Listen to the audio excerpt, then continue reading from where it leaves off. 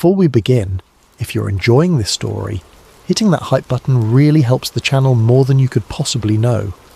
It genuinely makes a massive difference in getting these stories out to more people. If you're listening on Spotify, leaving a review helps out so much and means the world to us.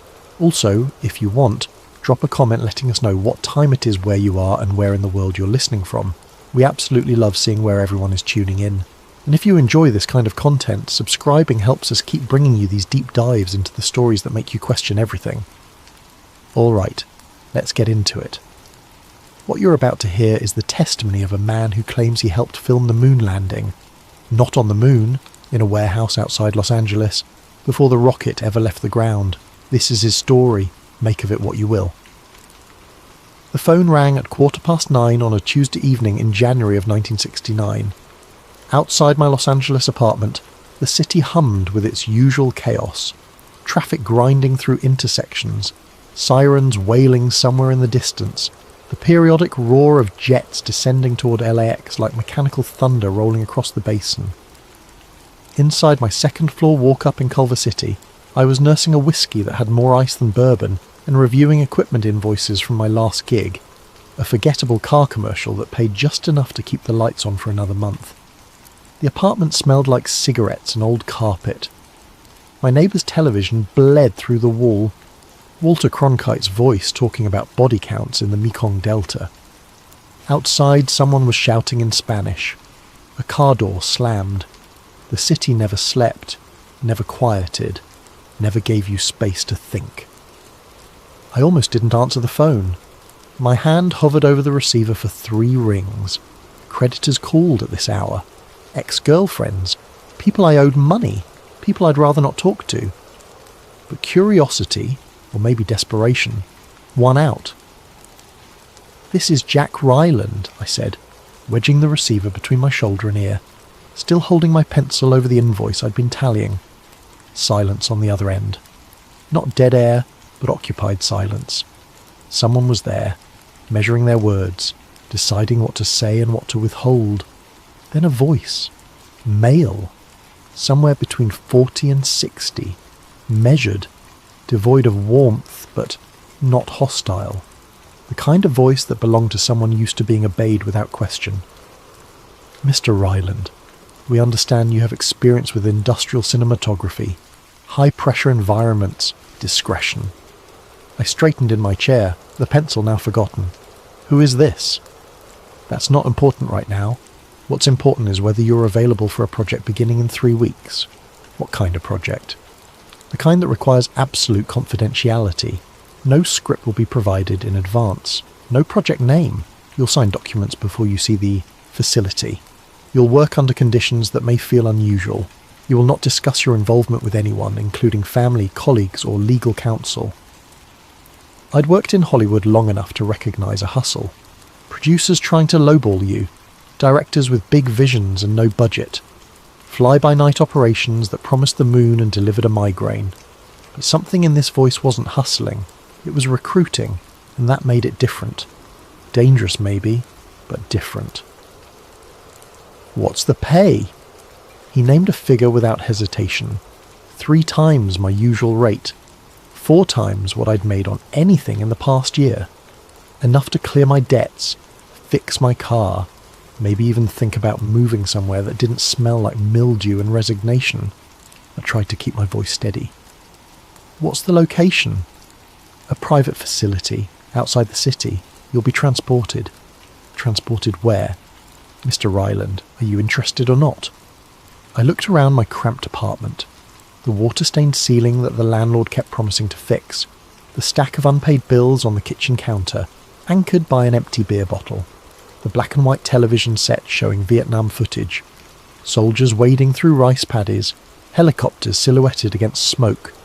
Young men my age dying in a jungle half a world away, for reasons nobody could quite articulate anymore. The world felt unstable, like the ground beneath our feet was shifting, cracking, opening into something we couldn't see the shape of yet. The assassinations, King and Kennedy both gone within 5 years. The riots, the war that never ended. The sense that everything our parents had believed in was collapsing and nobody knew what would replace it. "I'm interested," I said. "Good. You'll receive further instructions within 72 hours. A courier will deliver a package to your residence. Inside will be identification credentials and a contact number. Memorize the number, destroy the paper. Do not discuss this call with anyone. Do you understand?" "I understand." "One more thing, Mr. Ryland. This project is a matter of national importance. Your discretion is not optional. It is mandatory, legally binding, criminally enforceable. Are we clear?" My throat went dry. "We're clear. Good evening." The line went dead. I sat there, receiver still in hand, listening to the dial tone fade into static, feeling like I'd just stepped off solid ground into something I couldn't see the bottom of. My hand was shaking slightly. I set the receiver down, picked up my whiskey and drained it in one swallow. National importance. What the hell did that mean? Outside, the city kept moving. Sirens, traffic, the low rumble of existence grinding forward. But inside my apartment, everything had gone very, very quiet. The television still showed the war. Men in fatigues. Mud. Blood. The machinery of violence grinding young lives into statistics. And now I was being recruited for something that required the same kind of silence, the same kind of obedience. I thought about the projects I'd heard whispered about in Hollywood circles, government films that weren't really films, training footage that looked too real, propaganda disguised as documentary. I'd always dismissed those stories as paranoia, industry gossip inflated into mythology. Now I wasn't so sure. I didn't sleep that night, just sat at my kitchen table, smoking cigarettes and watching the sky turn from black to grey to pale orange as dawn broke over Los Angeles. By the time the sun came up, I'd convinced myself the call had been a prank, a wrong number, a fever dream brought on by cheap whiskey and cheaper ambition. But 71 hours later, the package arrived. A plain manila envelope, no return address, no postage. Hand-delivered by a man in a grey suit who knocked once, waited for me to open the door, handed me the envelope and left without saying a word. I watched him walk to a black sedan with government plates. I recognised the designation, DOD, Department of Defence, and drive away. Inside the envelope was a laminated ID card with my photo, a photo I'd never sent anyone, pulled from some database I didn't know existed, and a number written in blue ink on a slip of paper. The number had an unusual prefix I didn't recognise. Not a Los Angeles exchange, not California at all. I memorised the number in 30 seconds, burned the paper in my kitchen sink and watched the ash swirl down the drain. The ID card had no name, just my photo and a string of numbers, 007-223- Golf I had no idea what it meant, but I kept it anyway. Chapter 1. Why America Needed the Moon. To understand what came next, you need to understand the world we were living in. It wasn't just about space, it was about survival, about proving we were still the good guys, still the winners, still the nation that could do the impossible when the whole world was watching. 1961. President Kennedy stands before Congress and makes a promise that seems insane. America will land a man on the moon and return him safely to Earth before the decade ends. At that moment, we'd barely sent a man into orbit. Alan Shepard had gone up for 15 minutes the month before. 15 minutes in a tiny capsule that could barely be called a spacecraft. And Kennedy was talking about 250,000 miles, a soft landing, and a safe return within 8 years. The Soviets were beating us at every turn. First satellite, Sputnik in 57, beeping its little signal across the sky while America scrambled to catch up. First animal in space. First man in space, Yuri Gagarin, orbiting the Earth while we watched in humiliated awe. First woman in space. First spacewalk. They were winning a race we'd told the world we'd dominate, and every victory they scored felt like proof that their system worked better than ours. That maybe communism was the future and democracy was dying. By the time I got that phone call in January of '69, NASA was hemorrhaging money and credibility. Budget overruns had turned Congress hostile. Technical failures were constant. Rockets exploding on the pad, capsules malfunctioning, systems failing in ways that made the whole enterprise look reckless and amateurish. And then, in January of '67, came Apollo 1. Gus Grissom, Edward White, Roger Chaffee. 3 astronauts sitting in a capsule during a routine ground test at Cape Kennedy. Pure oxygen atmosphere. Faulty wiring. A spark somewhere in the electrical system. The whole thing went up in seconds. The hatch wouldn't open. It was designed to open inward, and the pressure from the fire made it impossible to unlock from inside. They died screaming, pounding on the walls, while technicians outside tried desperately to get them out. The recordings were never released to the public, but everyone in the industry knew what had happened. We knew about the panic in their voices, the way Grissom had shouted, "Fire!" The way White had tried to force the hatch open with his bare hands, burning them to the bone in the process. The burned bodies they pulled from the wreckage hours later, the charred equipment, the smell of burned flesh that hung over the launch complex for days. And here's something most people don't know. Gus Grissom had been one of the most vocal critics of the Apollo program. He'd gone on record saying the spacecraft wasn't ready, that NASA was cutting corners, that they were rushing toward disaster. 2 weeks before he died, he hung a lemon on the Apollo simulator, a lemon, the symbol for a defective product, to show what he thought of the program. Then he burned to death inside the thing he'd warned everyone about. Some people think that's suspicious. I'm just telling you what happened. America needed a win. Not just a win, a miracle. Something to prove we were still capable of greatness, that we hadn't lost our edge, that the future still belonged to us and not to Moscow, that democracy could still compete with the Soviet system that seemed to be winning everywhere from Cuba to Vietnam to the race to space itself. Failure was not an option, not politically, not strategically, not spiritually. And here's the thing nobody talks about. By the time Apollo 11 launched in '69, we still hadn't solved the radiation problem. The Van Allen belts, 2 bands of intense radiation surrounding Earth, were supposed to kill anyone who passed through them. NASA claimed they'd figured it out, that the transit would be fast enough that the astronauts wouldn't receive lethal doses. But a lot of scientists weren't convinced. A lot of engineers had quiet doubts they weren't allowed to voice publicly. What if they were right? What if the radiation exposure turned out to be fatal? What if the astronauts made it to the moon but died on the way back? You can't show that to the world. You can't. Broadcast American heroes dying in space while the whole planet watches. You need a backup plan. I didn't know any of this consciously when I took that call, but I felt it. Everyone did. You could see it in the way people watched the news, the way they talked about the Soviets, the way the war in Vietnam dragged on with no end in sight and no clear purpose except not to lose. We were a country desperate to believe in something, desperate to prove that democracy and capitalism and the American way still meant something, in a world that seemed to be falling apart. The moon was supposed to be that something. The moon was supposed to save us.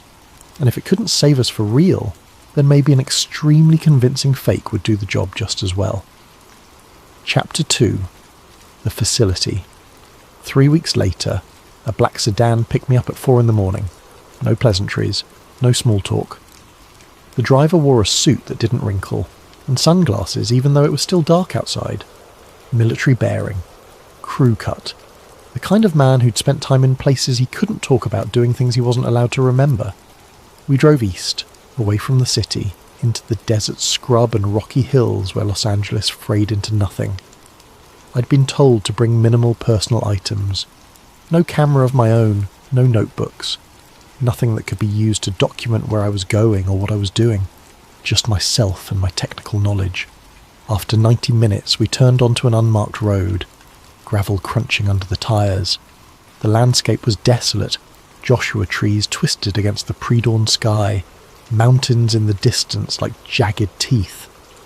Then chain-link fencing appeared, topped with barbed wire and something else I recognised. Electrical deterrent wire. The kind that carried enough current to stop a man's heart. A guard station. Men with rifles. Not private security. Military.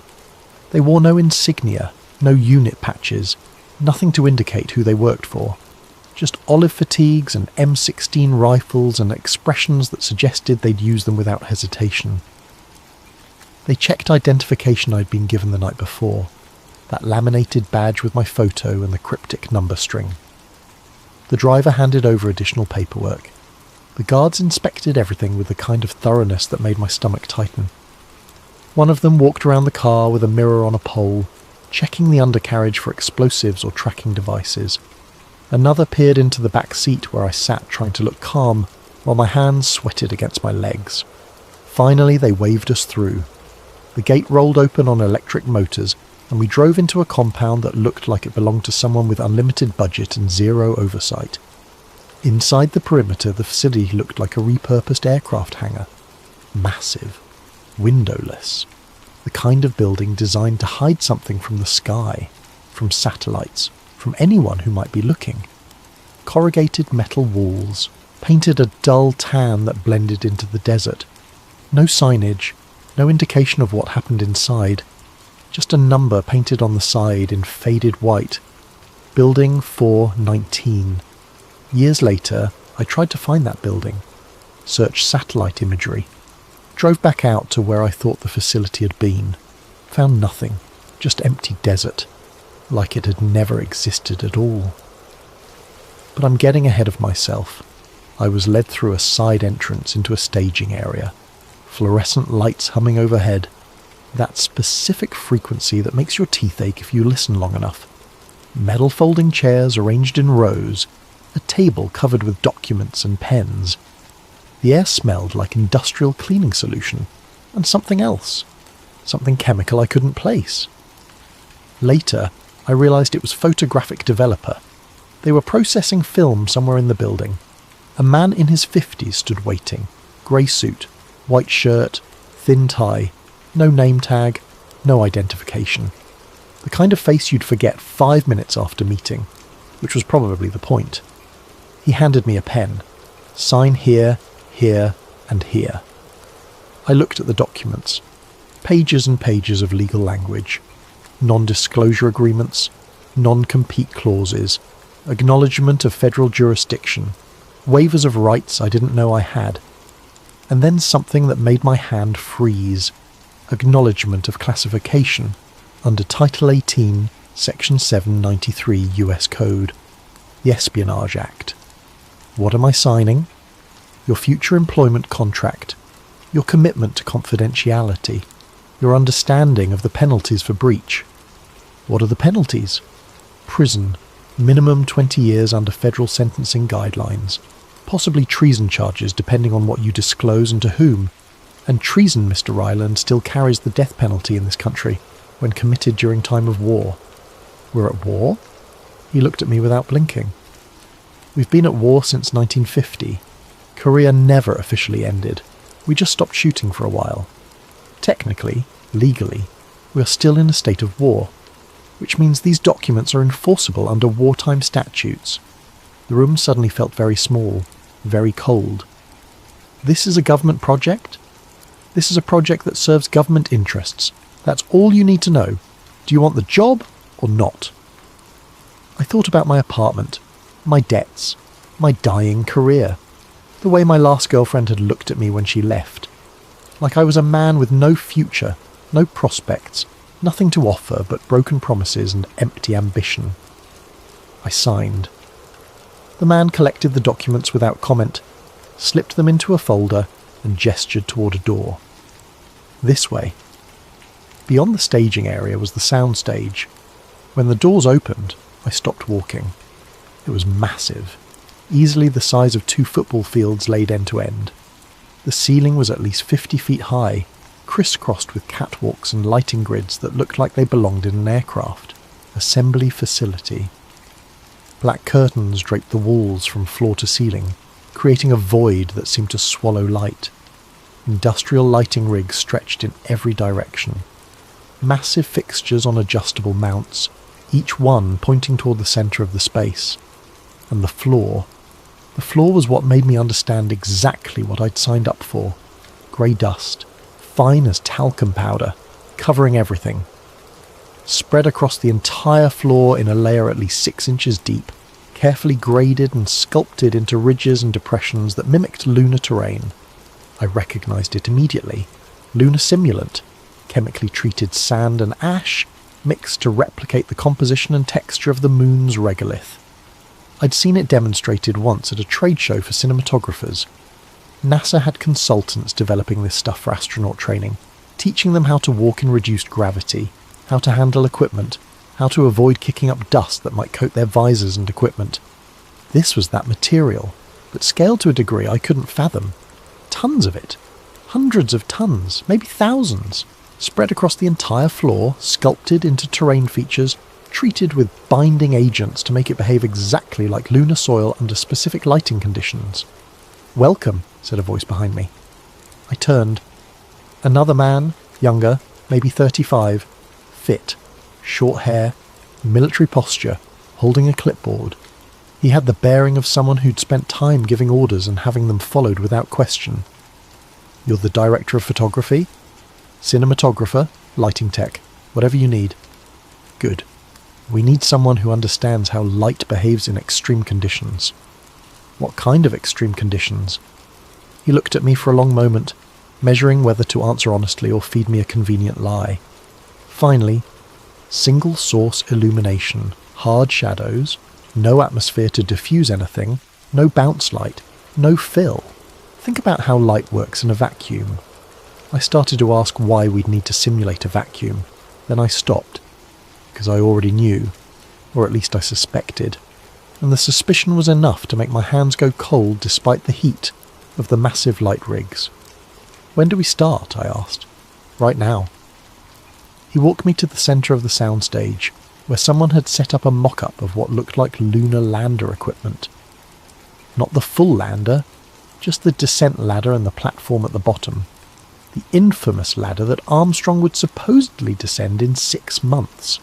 Except here it was, in a warehouse in the California desert, surrounded by tons of fake lunar soil and the largest lighting rig I'd ever seen. "We're going to need you to make this look like it's sitting on the moon," the man said. "Sunlight at a 14-degree angle above the horizon, no atmospheric scattering, shadow sharp enough to cut yourself on. You think you can do that?" I looked at the equipment, looked at the lighting rigs, looked at the grey dust, spreading out in all directions. "Yeah," I said, "I can do that." And that's when I realised I was standing in the middle of the moon, or at least the version of the moon that 300 million people were going to see, whether the real astronauts ever made it there or not. Chapter 3. The Technical Requests. The first week was all preparation. I worked with a team of technicians I never learned the names of. Everyone referred to each other by function: gaffer, key grip, camera 2, sound. We were building something that didn't exist yet. Something that had never been attempted at this scale, with this level of precision, with this much at stake. The instructions were unnervingly specific. Lighting had to come from a single harsh source, positioned to mimic sunlight unfiltered by atmosphere. On Earth, sunlight is diffused by air molecules, water vapour, dust, pollution. Shadows have soft edges. Colours are warm. Light wraps around objects, creating gradients from light to shadow. But in the vacuum of space, sunlight is brutal, pure, direct, unforgiving. Shadows are razor sharp. Blacks are absolute. Whites are blinding. There's no atmosphere to scatter the light. No air to create those gentle transitions we're used to on Earth. I spent 3 days positioning and repositioning a single arc lamp, 20,000 watts, custom built by a company I'd never heard of. The housing alone weighed 400 pounds and had to be suspended from reinforced ceiling mounts. Too high, and the shadows looked wrong. Too low, and the illumination felt theatrical, artificial. It had to be precise, exact, geometrically perfect. We measured everything. Used surveying equipment to set the angle at exactly 14 degrees above horizontal. The angle NASA had calculated for the actual lunar landing site at the time the descent would happen. Used light meters to measure the fall-off from peak illumination to shadow. Used spectrometers to measure the colour temperature. It had to be 6,500 degrees Kelvin, the colour temperature of pure sunlight in space. This has to hold up under scrutiny, one of the consultants told me one afternoon. A man in his 40s, wire-rimmed glasses, calm in a way that felt practiced, professional. Like he'd done this kind of work before, creating realities that didn't exist, making impossible things look convincingly real. Scrutiny from who? I asked. Engineers, scientists, photo analysts, people who will slow it down, pause it, measure the shadows and the angles and the light fall off. It has to be physically accurate, no mistakes, no tells. Tells for what? He looked at me over his glasses. For whether it's real or not. The honesty was startling. Nobody else had been that direct. And which is it? I asked. Real or not? He smiled without warmth. That depends on your definition of real, Mr. Relland. If 300 million people watch something and believe it, does it matter where the camera was when it filmed it? He walked away before I could answer. Camera movement was restricted. Handheld was out entirely, too much shake, too organic, too human. Everything had to be locked down on rigid mounts. We used surveyors' tripods, the kind designed to stay absolutely stable in high winds and seismic activity. Panning had to be smooth, deliberate, almost mechanical. We rigged up motorised heads that moved at precisely controlled speeds. The frame rate had to be exact. 29.97 frames per second, the NTSC standard, with no variation, no drift, no human error. I asked why such precision was necessary if this was just backup footage. The answer was always the same, because it needs to look real. But real compared to what? Nobody would say. One afternoon, a consultant I'd never seen before walked in. Tall, thin, with the kind of face you forget the moment you look away. British accent, expensive suit. He stood behind me while I adjusted a light meter and said quietly, Kubrick figured this out last year. I turned. Kubrick? Stanley. He did 2001.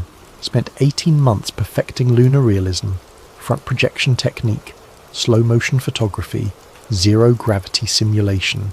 You've seen it. I had. Everyone had.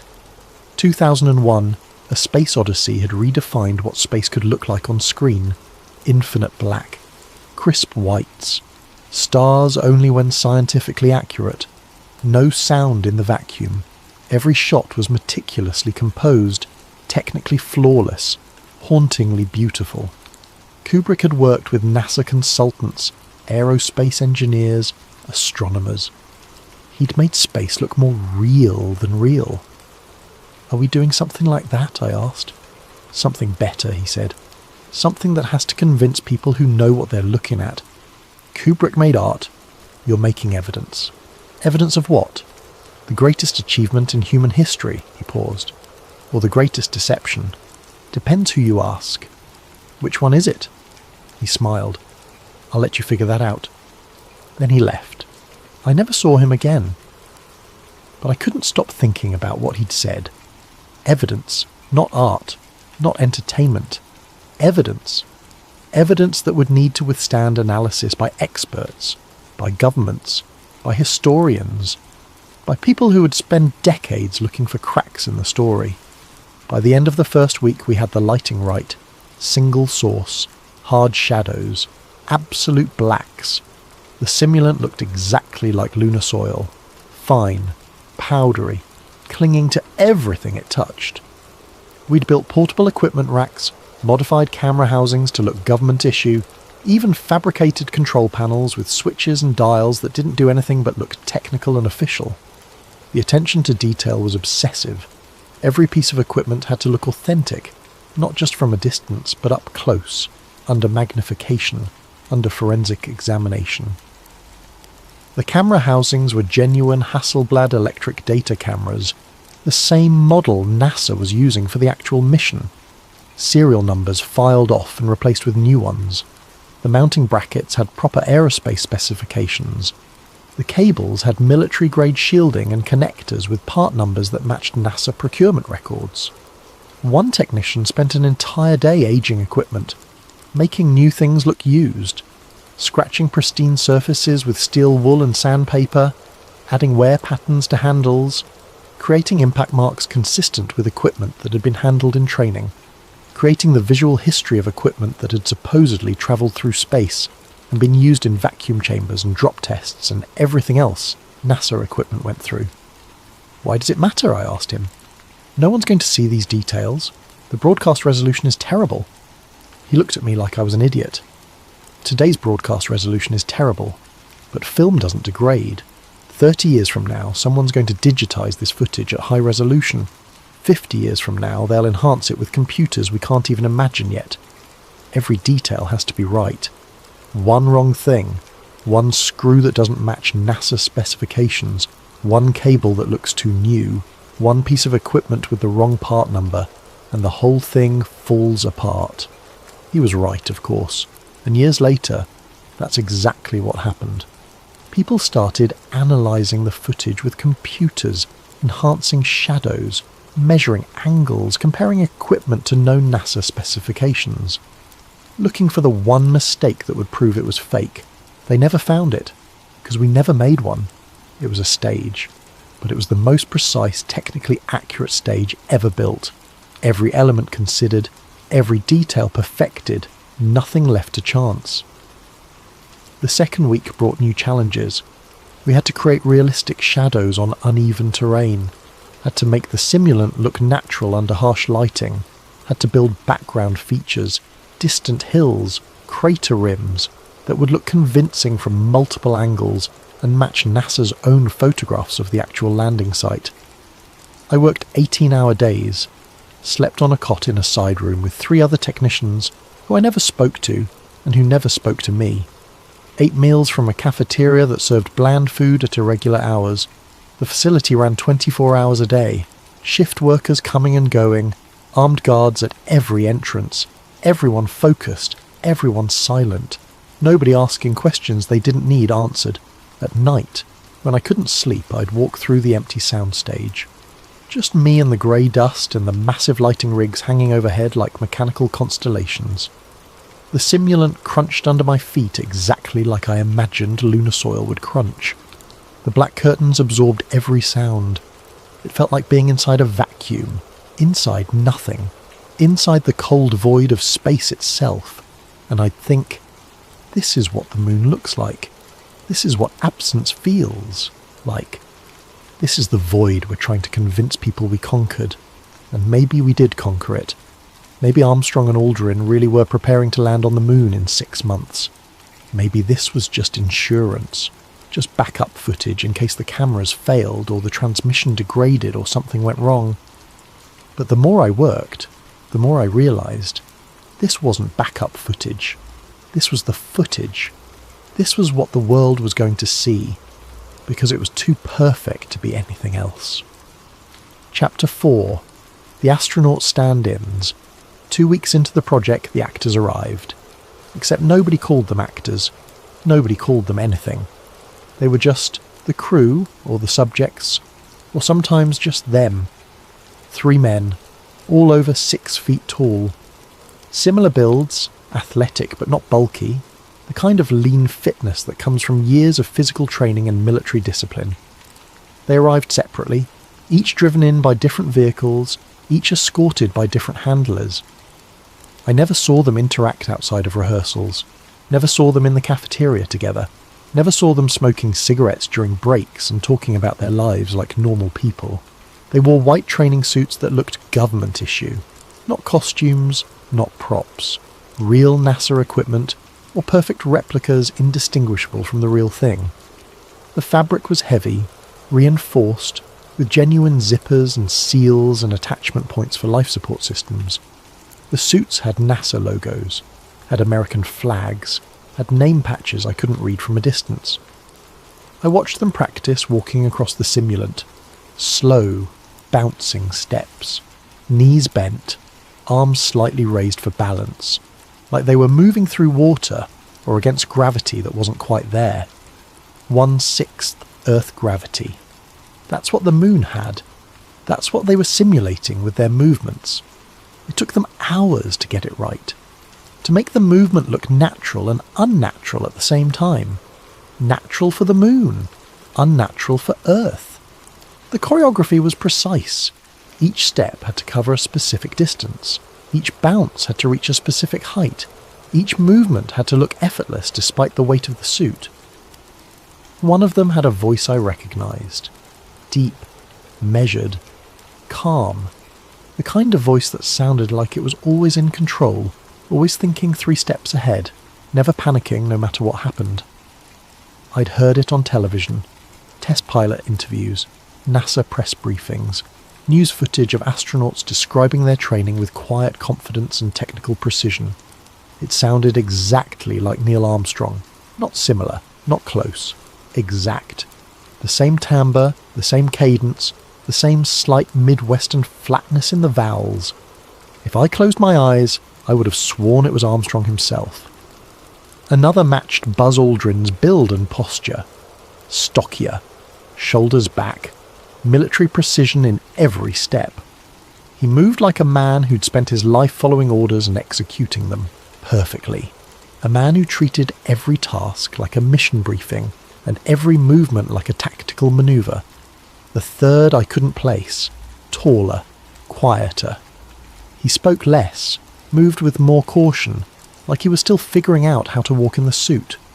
Later, I realised he was probably the stand-in for Collins, who wouldn't be on the surface anyway. He was there for completeness, for wide shots, for scenes that might need 3 figures visible.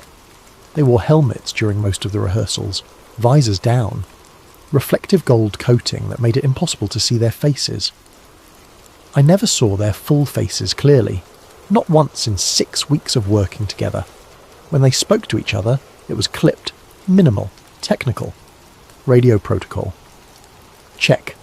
Copy. Affirmative. Adjusting angle 3 degrees. Roger that. Like they were actually in space. Like they were actually on the moon. Like the warehouse in California didn't exist and only the mission mattered. Someone, a director maybe, though no one used that title, would call out instructions from behind the camera. Slower. Lighter. Remember the weight differential. You're carrying 60 pounds of equipment in 1/6 gravity. That's 10 pounds effective. Move like it. They'd adjust. Try again. Get it right. Move like men walking on the moon. They practice planting the flag. Practice collecting samples. Practice setting up scientific equipment. Every movement was choreographed, timed, perfected. They'd run through sequences 30, 40, 50 times, until the movements looked natural, until they could do them without thinking, until it looked exactly like what NASA said would happen on the moon. I watched them work for hours, days, the way they bent to pick up rocks, careful, controlled, the suit restricting their movement, the way they manipulated tools with gloved hands, awkward, requiring focus, every action harder than it looked, the way they communicated with each other using minimal words and maximum efficiency, decades of military training distilled into perfect cooperation. It was mesmerising, unnatural, like watching men pretend to be something they weren't while simultaneously being exactly what they were pretending to be. One afternoon, during a break, I stood near one of them, the one who sounded like Armstrong. He was adjusting his helmet seal, checking the collar connection with practiced movements. I could see part of his face through the visor, weathered skin, crow's feet around the eyes, the look of someone who'd spent time in cockpits and wind tunnels and pressure chambers. Someone who'd been to the edge of space even if he'd never made it to the moon. "How's it going?" I asked.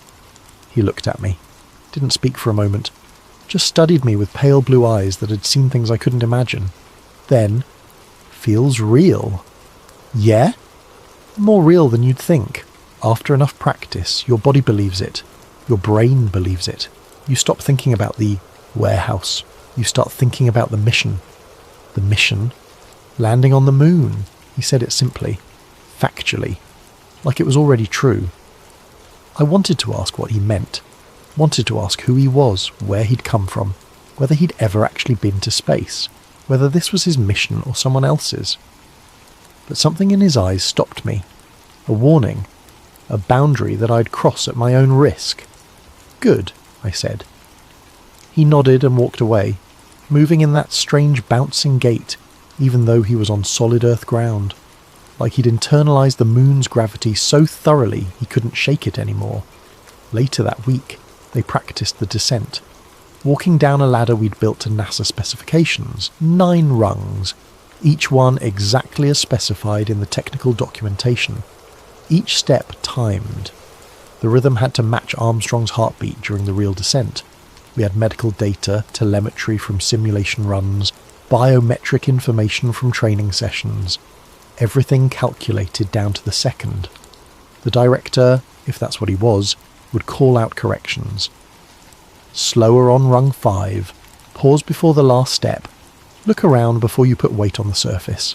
Take it in, this is the moment, this is history, it has to feel momentous. They'd reset, climb back up, try again, slower, more deliberate, finding the exact pace that conveyed both caution and confidence in equal measure. And all I could think was, if they're practicing this hard for backup footage, what does that say about their faith in the real mission? Or maybe this was the real mission. Maybe the rocket launch was the backup. Maybe the plan all along was to send men to space but film them on the moon from the safety of Earth, where nothing could go wrong, where every variable could be controlled, where America's victory was guaranteed. At one point I asked the gaffer, "Are those the actual astronauts?"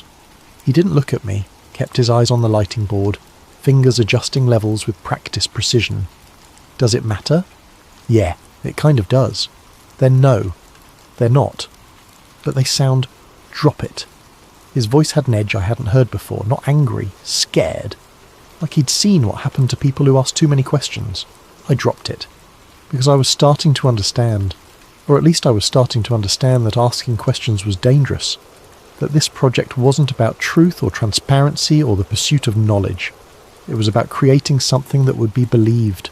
Something that would withstand scrutiny from millions of people who wanted desperately to believe it, who needed to believe it. And the best way to create believable footage wasn't to send cameras to the moon, where anything could go wrong.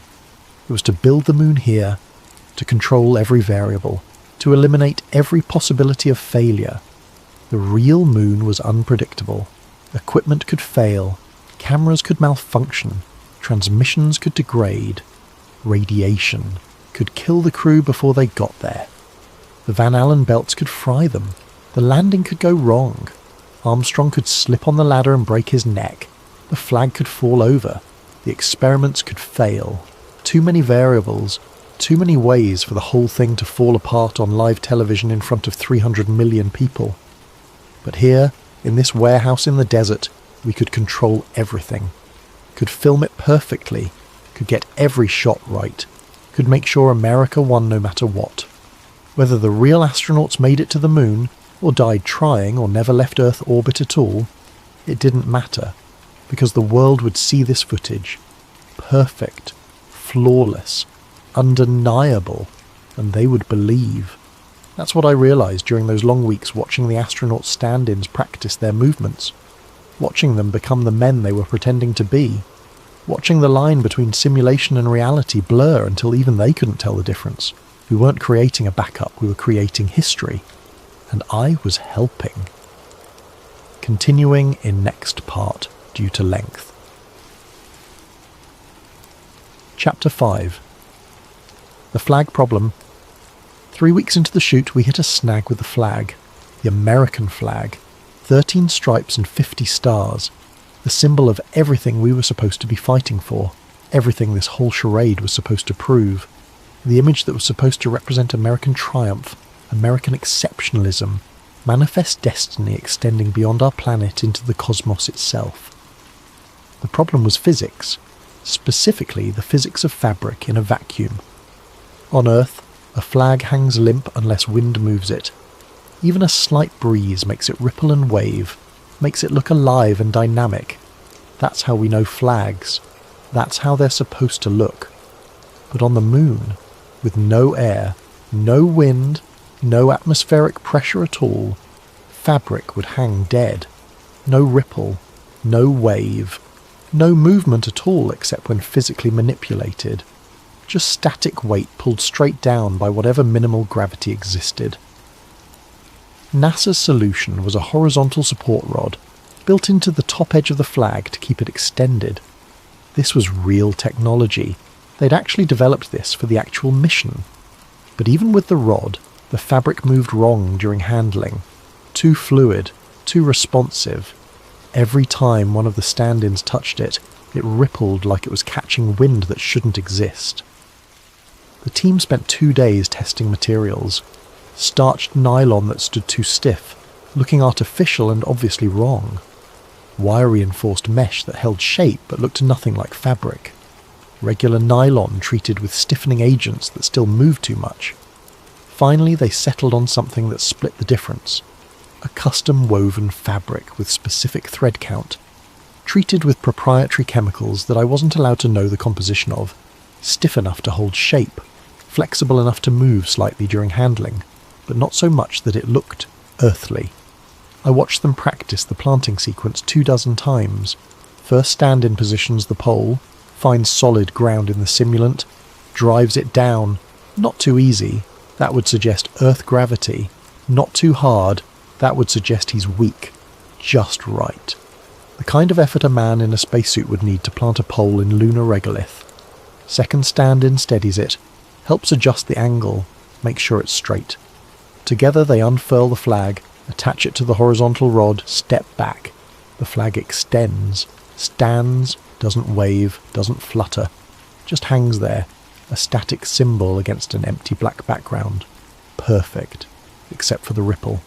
Every single time they handled it, the fabric rippled, just slightly. Just enough that someone analysing the footage might notice, might wonder, might start asking questions. People won't notice, someone said during one of the tests. One of the consultants, older man, grey hair, glasses, looked like an engineer who'd spent 40 years working on classified projects and learned to live with moral ambiguity. I turned. Notice what? The movement, the physics. People see what they expect to see. They expect the flag to move a little when it's being planted. Their brains will fill in explanations. Residual motion from handling, vibration from the pole being driven into the ground. They'll rationalise it. People notice everything, I said, especially when they're looking for reasons to doubt. The room went quiet. Several people stopped what they were doing and looked at me.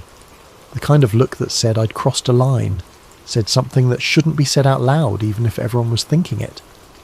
The consultant smiled, not warmly, not with humour. The smile of someone who'd seen things fall apart and learned to live with the consequences. Then we make sure there's nothing to doubt. That's why you're here, Mr. Ryland. To make sure every detail is perfect. To make sure that when people watch this, they don't see a stage. They see the moon. They see American heroes planting the American flag on American territory 240,000 miles from home. Why would they be watching this? I asked. If the real mission succeeds, they'll be watching real footage. Nobody answered.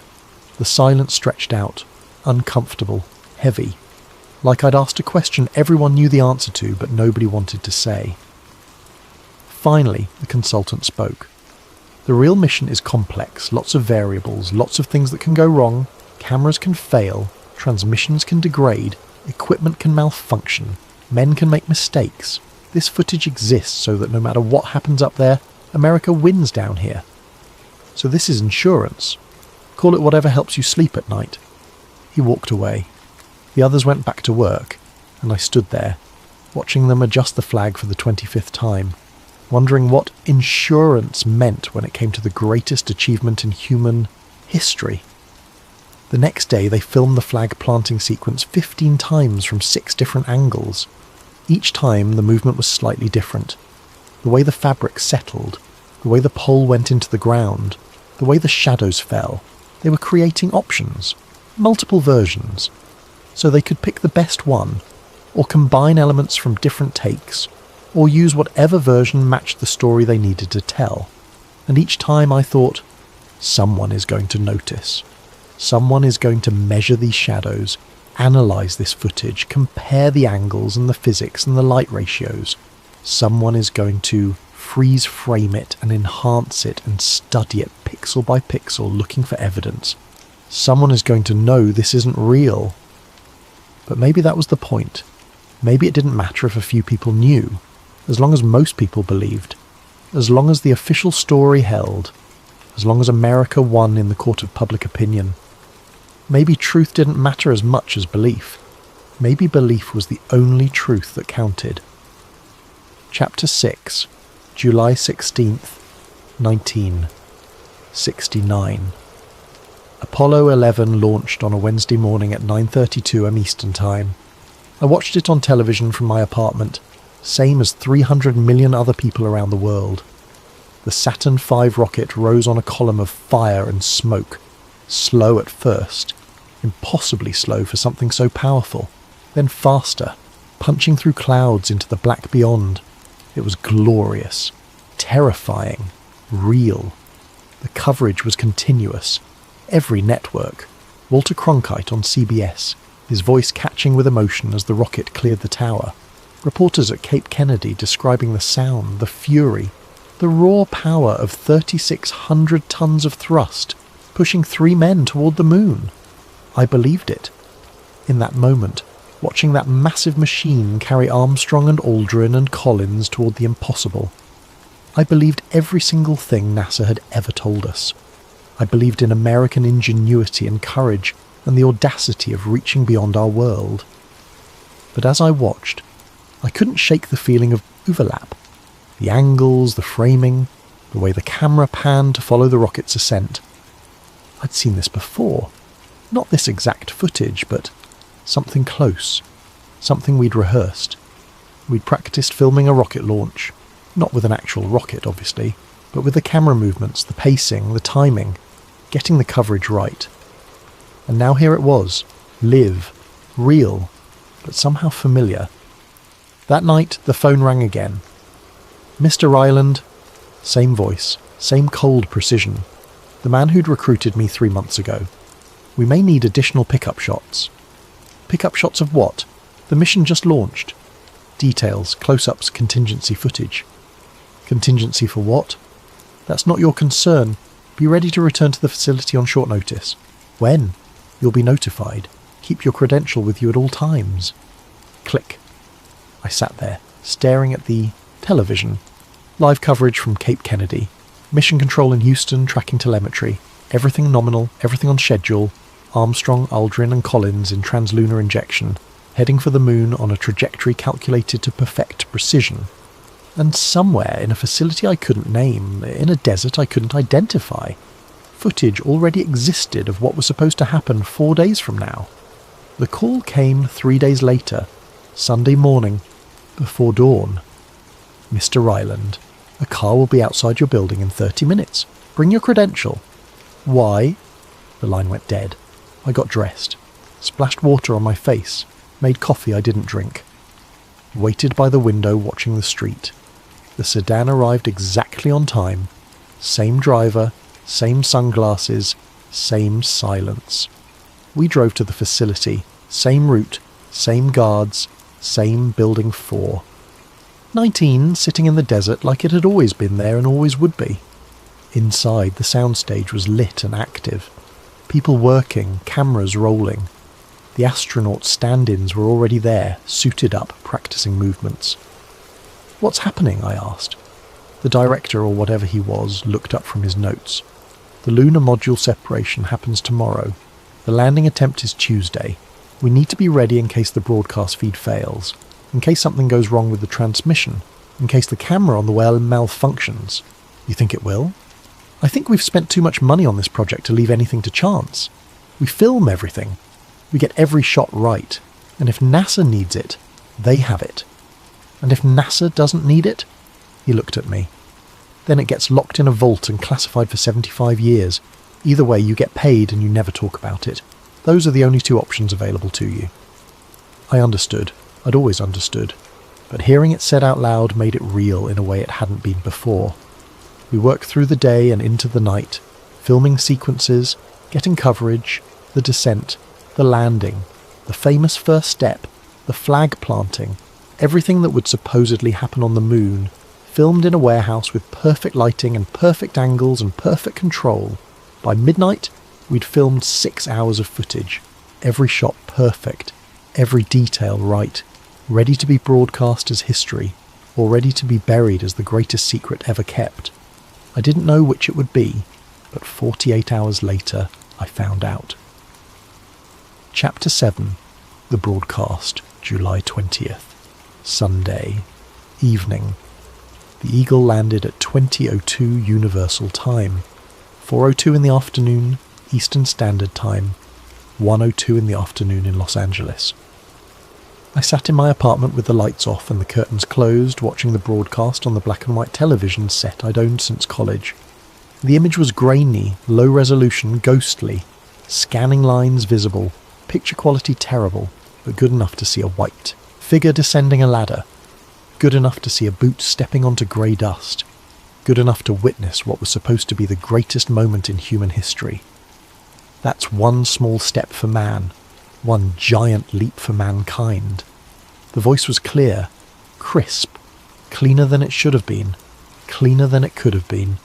Lunar transmission was supposed to be rough, static, dropouts, interference from 240,000 miles of space, radio waves degrading across the void, signal loss from atmospheric interference, communication delays of several seconds between transmission and reception. But this audio sounded like it had been recorded in a studio. No breakup, no distortion, no static. Just Armstrong's voice, calm and measured and perfect, delivering the most famous sentence in human history with practiced precision. I'd heard that voice before, in the warehouse, coming from a man in a spacesuit who moved like Armstrong, talked like Armstrong, was Armstrong in every way except the one that mattered. I recognised the lighting, single source, hard shadows stretching across textured grey terrain at exact angles. The same setup I'd spent 6 weeks building.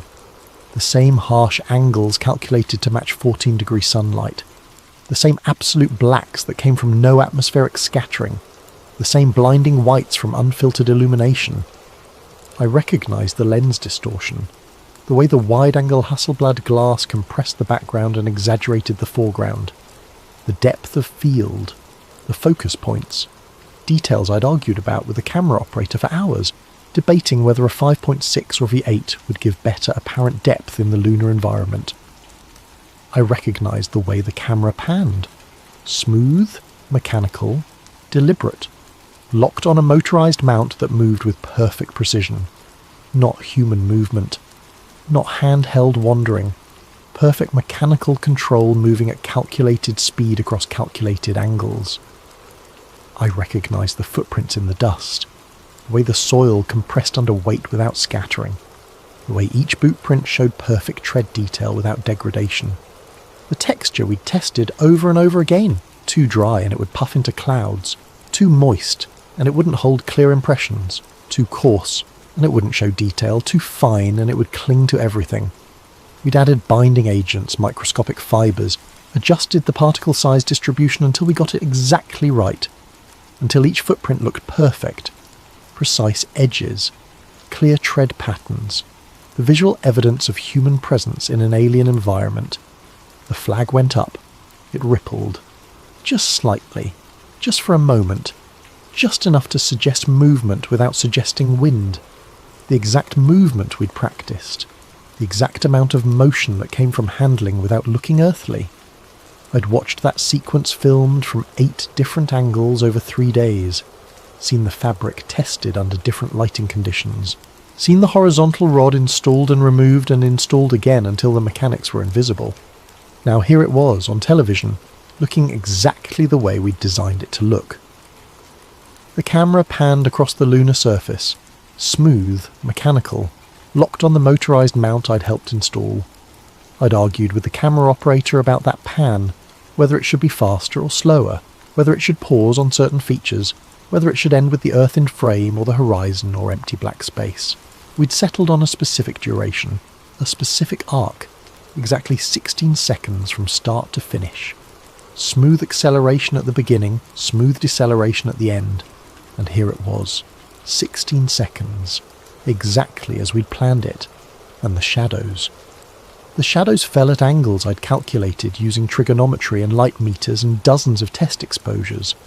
I'd positioned the lamp at exactly 108 degrees from horizontal, adjusted the height until the shadows matched the length-to-height ratios we'd derived from NASA's own lunar surface predictions, created shadows that would satisfy engineers and scientists and photoanalysts who would measure every angle looking for evidence of artificial lighting. They'd find nothing wrong, because I'd made sure there was nothing to find. Nobody watching would notice these details. Nobody watching would pause the footage and measure the angles and run calculations. They were seeing history, watching mankind take its first steps on another world, witnessing the culmination of a decade of effort and billions of dollars and the dreams of an entire nation desperate to believe in something greater than themselves. They were seeing what they wanted to see, what they needed to see, what we'd been hired to create. I sat there in my dark apartment, watching grainy black and white footage of men walking on the moon, and I felt something hollow open up inside me. Not guilt exactly, not shame, more like disconnection.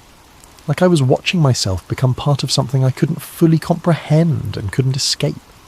Like I'd crossed a line I didn't even know existed until I was already on the other side. The broadcast continued. Armstrong and Aldrin collected samples, deployed experiments, spoke to Earth with voices that sounded too clear for 250,000-mile radio transmission. Mission Control responded with perfect timing. No delays, no dropouts, no static. Everything nominal, everything perfect, everything exactly as it should be. Too perfect.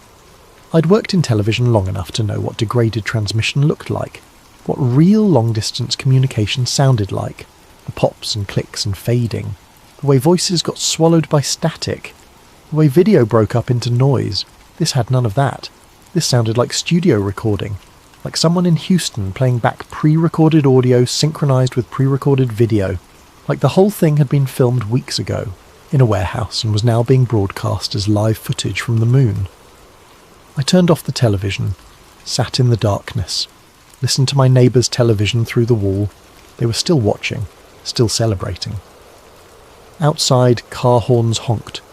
People were celebrating in the streets. America had done the impossible. We'd beaten the Soviets. We'd won the space race.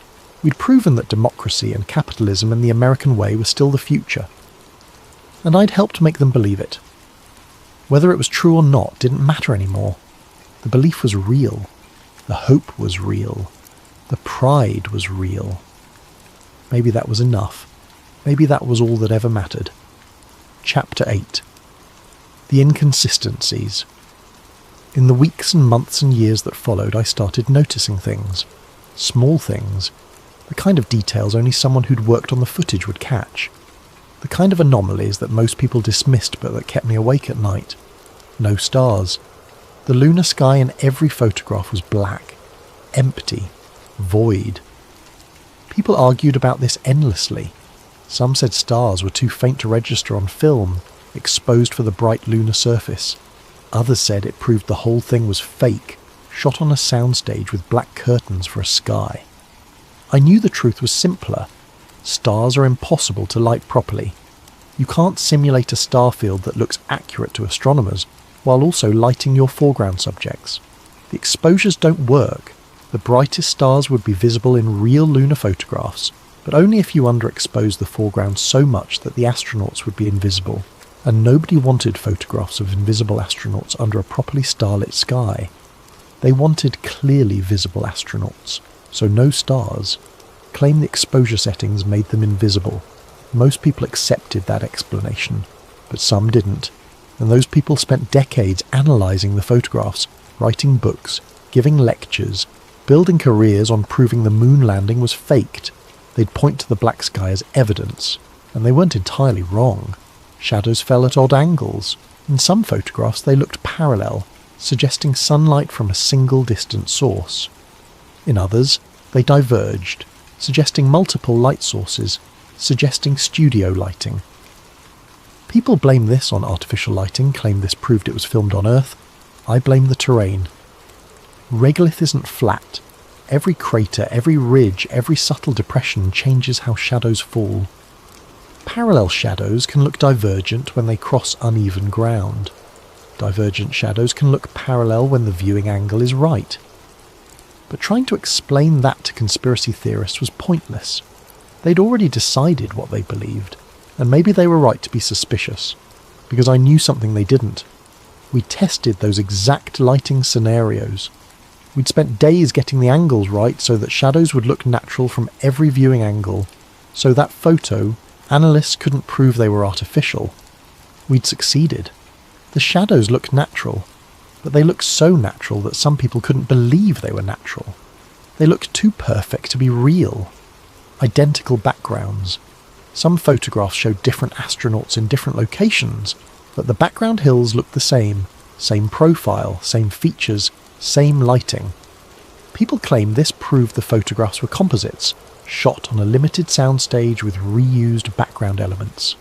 I didn't know if that was true or not, but I remembered building 3 different terrain sections. Maybe they'd been photographed from angles that made them look similar, or maybe NASA had reused background elements in official photographs, or maybe the moon really does have hills that look similar from different locations. I couldn't say for certain. That was the worst part. Even having worked on the project, I couldn't say with absolute certainty what was real and what wasn't. NASA released photographs later that looked retouched. Crosshairs, the reference marks etched into the camera lens, the reso plate that created calibration points on every frame, appeared behind objects in some images. The crosshairs should be on top of everything, etched into the glass, appearing in front of all photographed objects. But in some official NASA photographs, white objects appeared to cover the crosshairs. This was supposed to be impossible. People claimed it proved the photographs were doctored, that objects had been added or moved or enhanced in post-production. NASA's explanation was that bright white objects were overexposed, bleeding over the thin black crosshair lines in the photographic reproduction process. Plausible. But it also suggested the photographs had been processed, enhanced, possibly altered before public release. And if some photographs were enhanced, which ones? How much? Where does enhancement end and fabrication begin? And then, years later, I read something that made my stomach drop.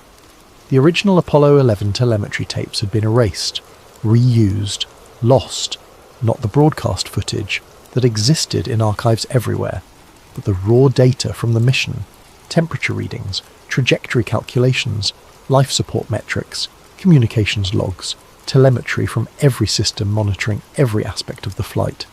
The data that would prove, beyond any doubt, that the mission happened exactly as claimed. Gone. NASA claimed they'd been recorded over during routine data management in the late 70s. Accident. Bureaucratic error. Someone needed tape storage and grabbed the Apollo boxes without checking what was on them. The original slow-scan television footage from the moon, higher quality than what was broadcast, erased and reused for satellite data, the most important data in human history, the proof of the greatest achievement ever accomplished, accidentally destroyed. I'd worked in film long enough to know, you don't accidentally destroy the only copy of irreplaceable footage. You destroy it when you need the evidence to disappear, or when the evidence would contradict the official story, or when there was never any real evidence to begin with. I'll never know which one it was, but the fact that it happened, that the original Apollo data was conveniently lost before anyone could analyse it with modern technology, that keeps me awake at night more than anything else. Because if everything happened exactly as claimed, why destroy the proof? And if it didn't happen as claimed, what really happened instead? Those questions don't have answers, just theories, just suspicions, just decades of analysing photographs and footage and technical specifications looking for the truth hidden between the official story and the physical evidence. And all I know for certain is that I helped create part of that evidence. Whether it supplemented reality or replaced it, I'll never know. But I know it exists. I know it's perfect. I know it's too perfect to dismiss. And I know that sometimes the most convincing lies are the ones that contain just enough truth to make questioning them seem unreasonable. Continuing in final output file due to length. Chapter 9, The Other Workers, 1983, 14 years after the landing. 14 years of silence and questions and waking up at 3 a.m. wondering what I'd been part of. I ran into someone at a cinematography conference in Burbank. Professional development, new technologies, networking with people who'd never know what I'd really done for a living. A gaffer I'd worked with in '69. I recognised him across a crowded hallway. Older, greyer, but still carrying himself the same way. That specific posture that came from decades of working under hot lights and heavy equipment. We made eye contact. Recognition flashed. Then something else. Fear, maybe. Or guilt. Or the kind of understanding that comes from shared secrets. He nodded toward the parking lot. We sat in his car, windows up, engine off. Late afternoon sun beating down on the windshield. Neither of us spoke for a long time. Just sat there in the heat and the silence and the weight of everything we couldn't say. Finally, "You ever talk about it?" he asked. "No." "Good. Don't." More silence. Just the tick of cooling metal and the distant hum of traffic on the freeway. "What do you think we were doing?" I asked finally. The question I'd wanted to ask for 14 years. He stared through the windshield at nothing. At the parking lot and the palm trees and the mountains in the distance. At everything and nothing. "Insurance," he said finally. "Insurance for what?" In case it didn't work. In case they couldn't get the signal back. In case something went wrong and the whole world was watching and we had nothing to show. America needed that win. Failure wasn't an option, so they made sure there was no way to fail. So we filmed a backup. That's what I tell myself. But he turned to me. His face looked older than it should, more tired, like he'd been carrying something heavy for too long. But I don't know if the backup stayed a backup. The weight of that hung in the air between us, heavy, suffocating. "The footage I saw on TV," I said quietly.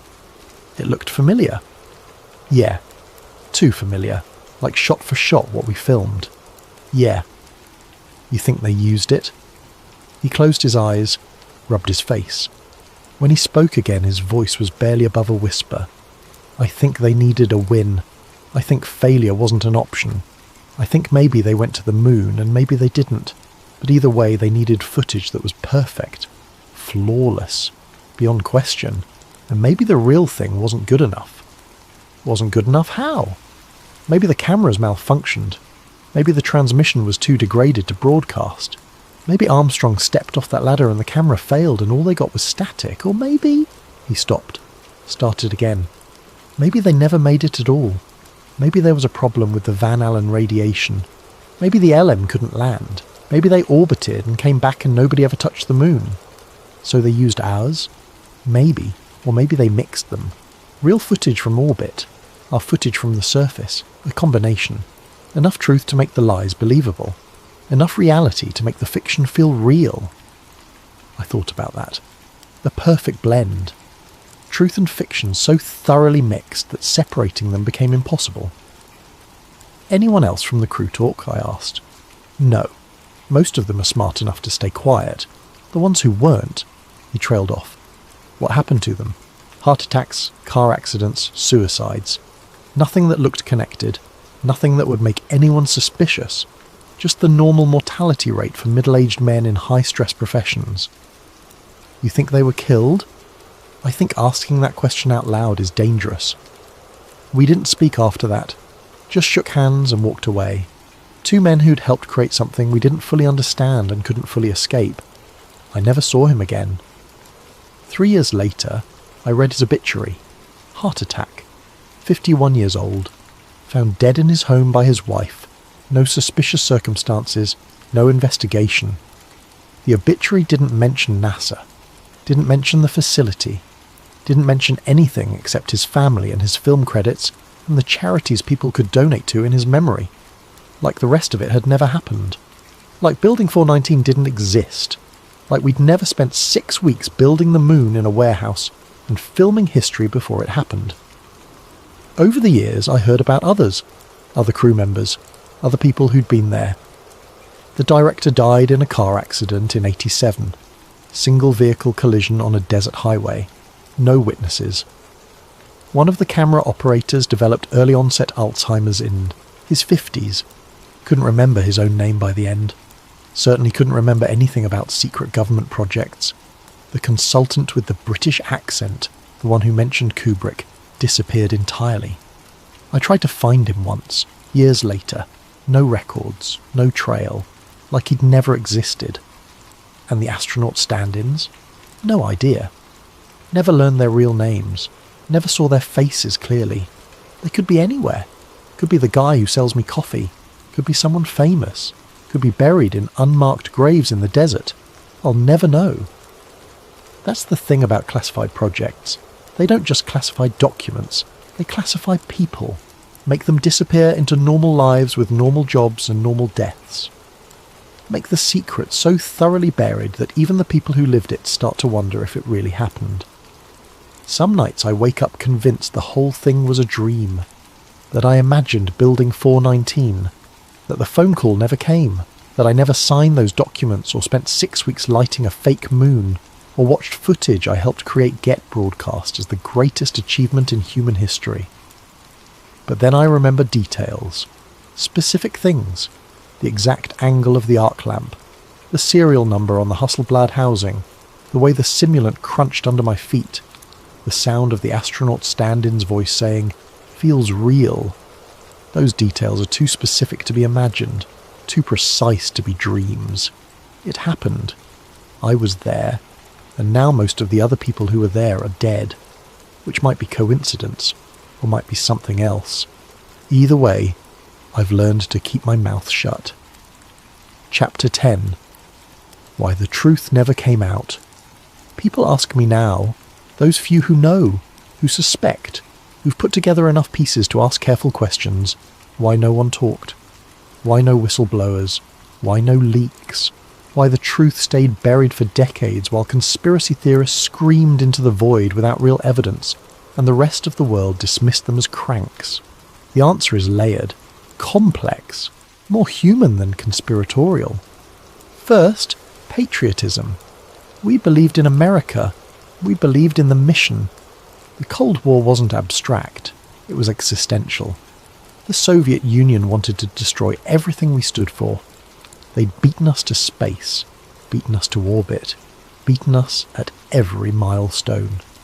This was our chance to win, to prove democracy could compete with communism, to show that freedom produced better results than tyranny. Speaking out meant handing victory to the Soviets. It meant admitting we weren't capable of doing what we said we'd done. It meant giving Moscow propaganda material for decades. It meant proving that American exceptionalism was a lie, that our system didn't work, that everything we believed about ourselves was false. That kind of betrayal felt worse than silence, worse than lying. Because the lie served something bigger than ourselves. The lie served America, served freedom, served the idea that democracy could still win. Second, fear. The documents we signed weren't symbolic. Federal jurisdiction, lifetime non-disclosure agreements, criminal penalties. People who broke those agreements didn't just lose their careers, they disappeared into legal black holes. I heard stories, probably exaggerated, probably apocryphal, but effective nonetheless, of men who'd asked too many questions and ended up in psychiatric facilities, diagnosed with paranoid delusions, of whistleblowers who tried to go public and got arrested on unrelated charges, tax evasion, fraud, things they may or may not have actually done, of people who gave interviews to journalists and then those journalists got visits from federal agents and suddenly the interviews never aired and the story never ran. True or not, the stories worked. They kept us quiet, made us understand that silence wasn't just patriotic, it was survival. Third, complicity. Everyone who worked on it was part of it. Talking meant implicating yourself, admitting you helped fabricate the greatest achievement in human history. Who wants that on their conscience? Who wants to be the person who destroyed the American dream? Who wants to be remembered as the traitor who proved America was no better than the Soviets, that we lied to the world just like they did? We'd all signed the documents. We'd all taken the money. We'd all participated. Coming forward meant admitting our own guilt, meant facing criminal prosecution, meant destroying our own lives to expose a truth that most people didn't want to believe anyway. Fourth, doubt. Even those of us who were there weren't completely sure what we'd been part of. Was the footage we filmed ever used? Was it mixed with real footage? Was it pure backup that never saw the light of day? The ambiguity made certainty impossible. How do you blow the whistle when you're not sure what you saw? How do you destroy NASA's credibility when you can't prove your own claims? I filmed footage that looked exactly like the moon landing, but I never saw NASA use it. Never got confirmation it was broadcast. Never had proof beyond my own recognition of lighting and angles and camera movements.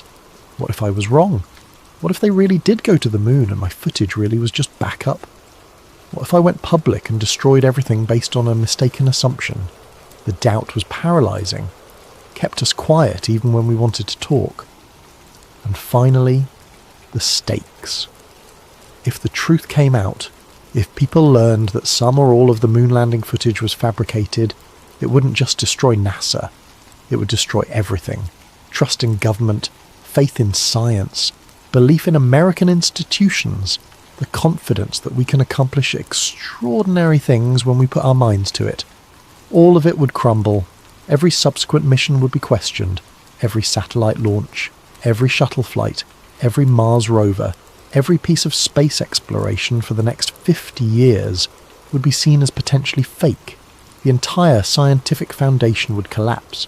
And it wouldn't stop with NASA.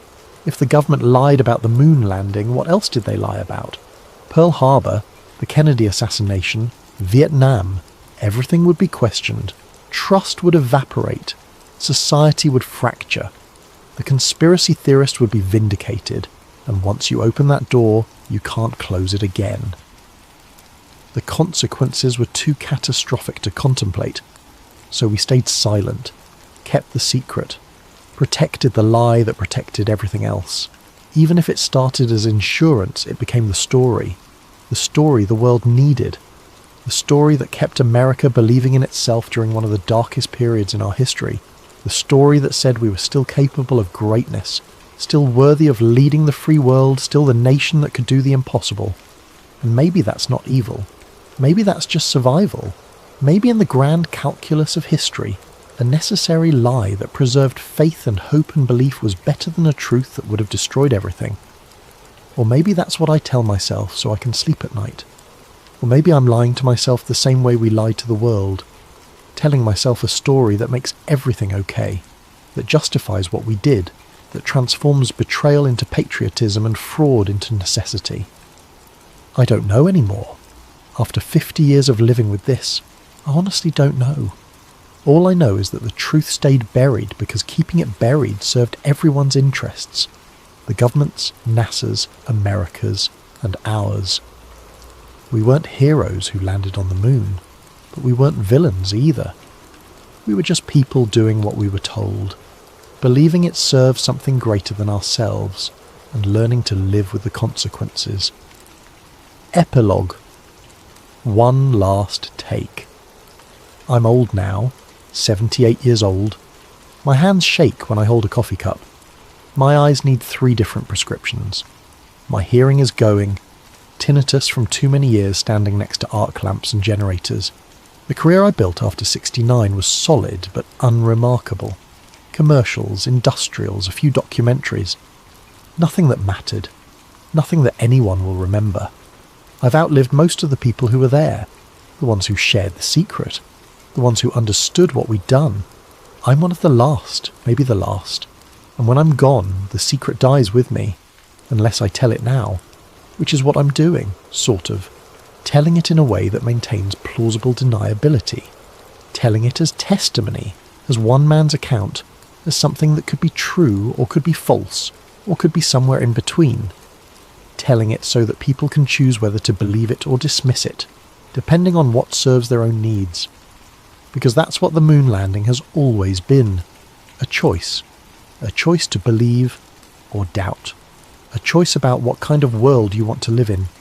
Sometimes I watch the restored Apollo footage on high-definition screens, digital remastering, enhanced resolution, colours corrected, every frame pristine, perfect, timeless. It still looks exactly like what we filmed. I see the lighting angles I set, the shadows I calculated, the careful choreography of men pretending to walk in gravity that wasn't there.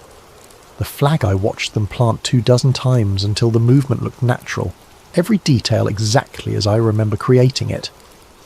But I also see something else. Courage, wonder, the audacity of reaching for something impossible and claiming it anyway. Whether it happened on the moon or in a warehouse doesn't change the fact that we convinced the world we'd done it. We made them believe. We gave them hope. I think about the men who went up in that rocket.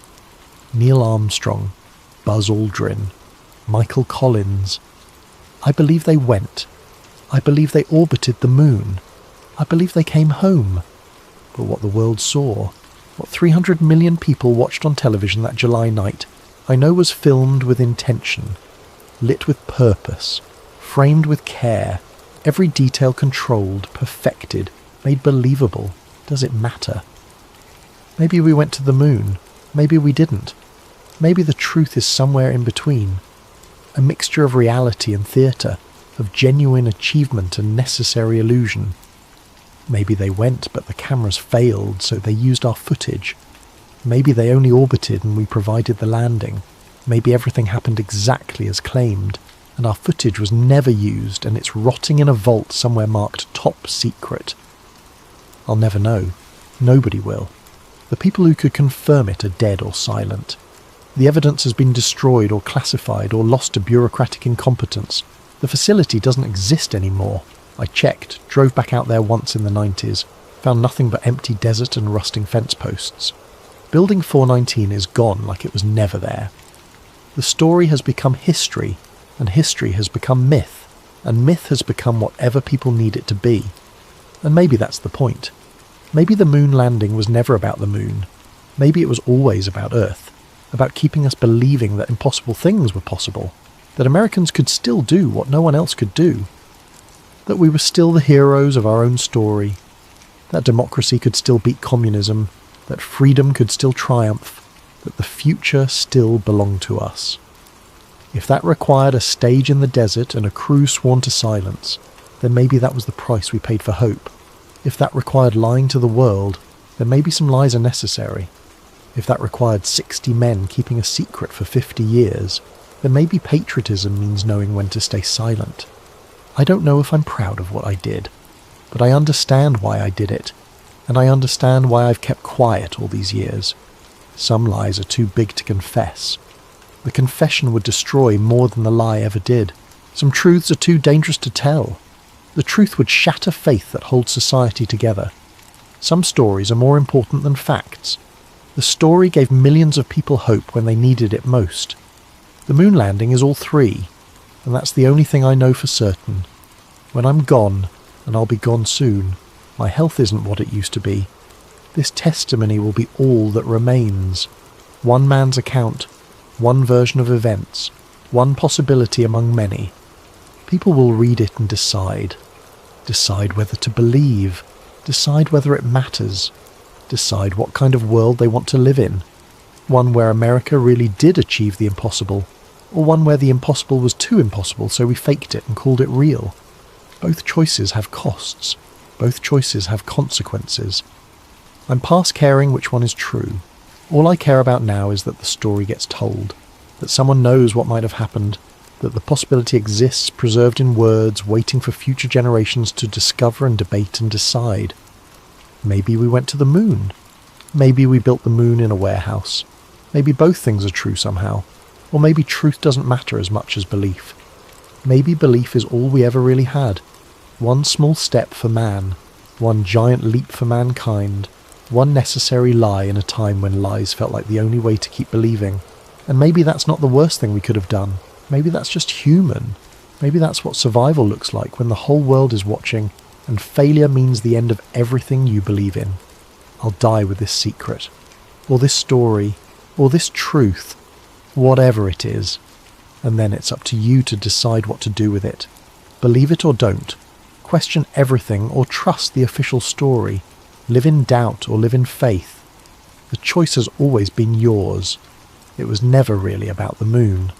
It was always about what you choose to believe when the evidence is ambiguous and the stakes are existential, and the truth is whatever serves survival. Welcome to America, welcome to history, welcome to the greatest story ever sold, or the greatest achievement ever accomplished. You decide. That's how it works. That's how it's always worked. And that's my final testimony. Make of it what you will.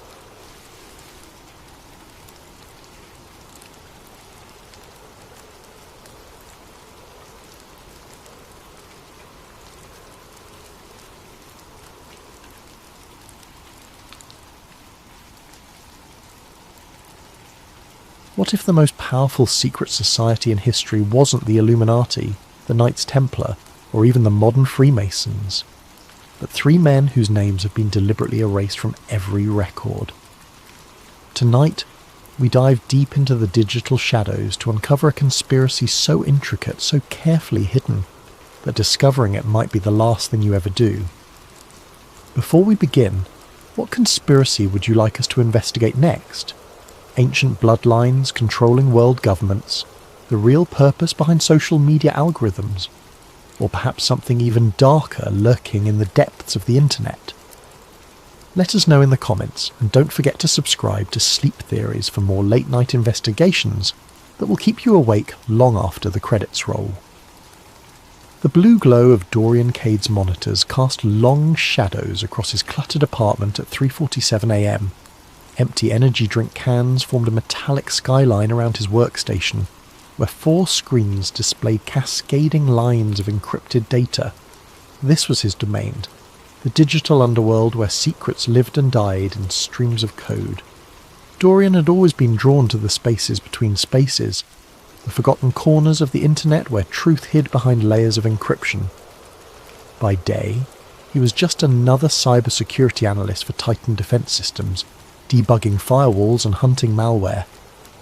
But by night, he was something else entirely, a digital archaeologist, excavating buried information from the deepest recesses of the web.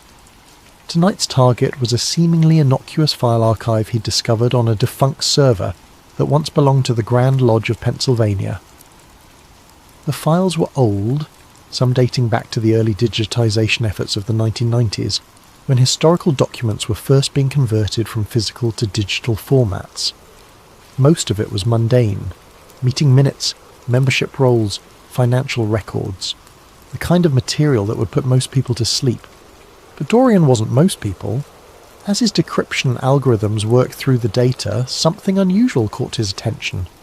Buried within a folder labelled Historical Correspondence MISC was a file that didn't match the others. The metadata was wrong, the encryption was different, and when he finally cracked it open, what he found made his pulse quicken. It was a single image, a symbol he had never seen before. 3 interlocked triangles formed an intricate pattern that seemed to shift and move in his peripheral vision.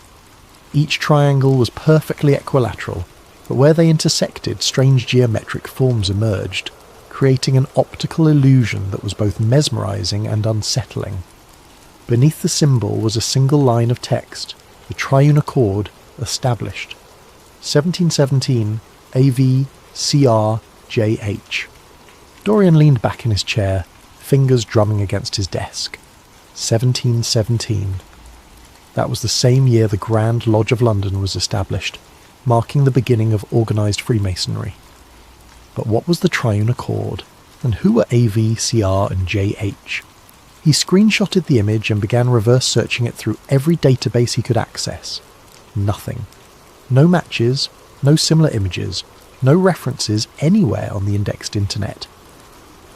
It was as if this symbol existed in a void, completely disconnected from the digital world. The mystery deepened when he examined the file's digital signature.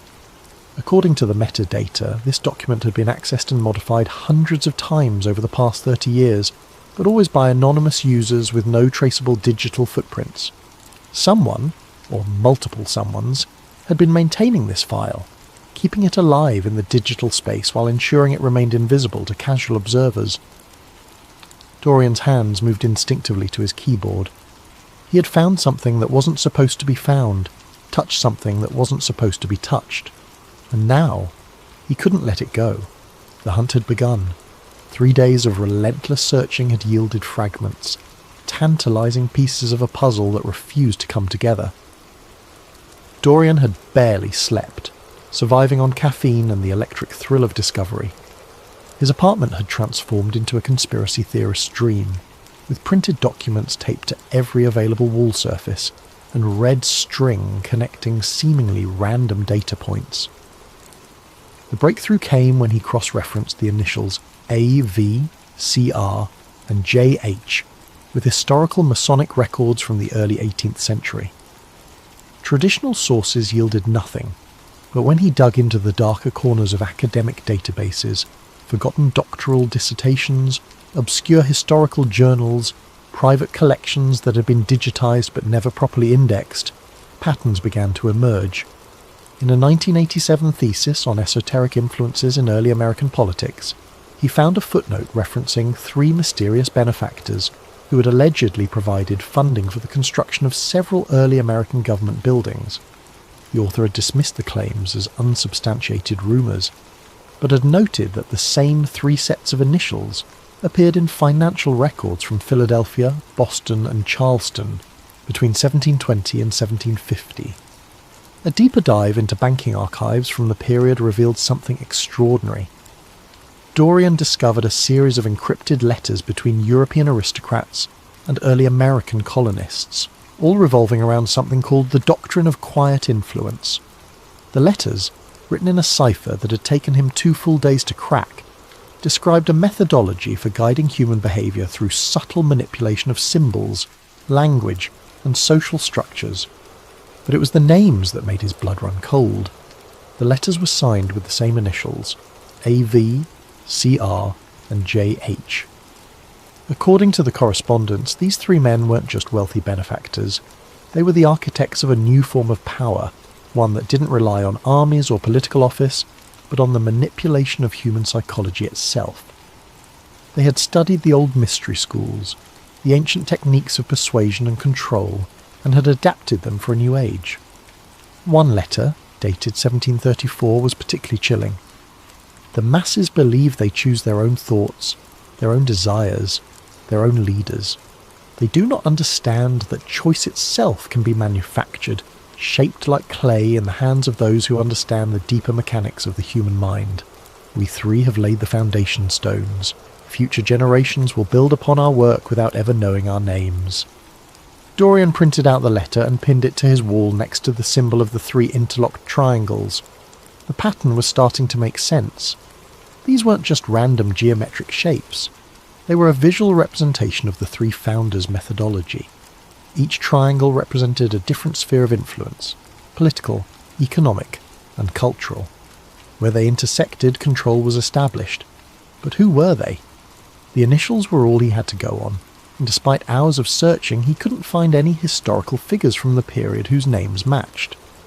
It was as if they had been deliberately erased from the historical record. That's when he made his second major discovery. Hidden within the financial records was a reference to something called the Lodge of 3 Pillars.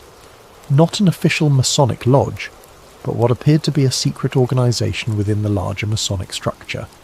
The 3 pillars, according to the documents, were AV, CR, and JH themselves.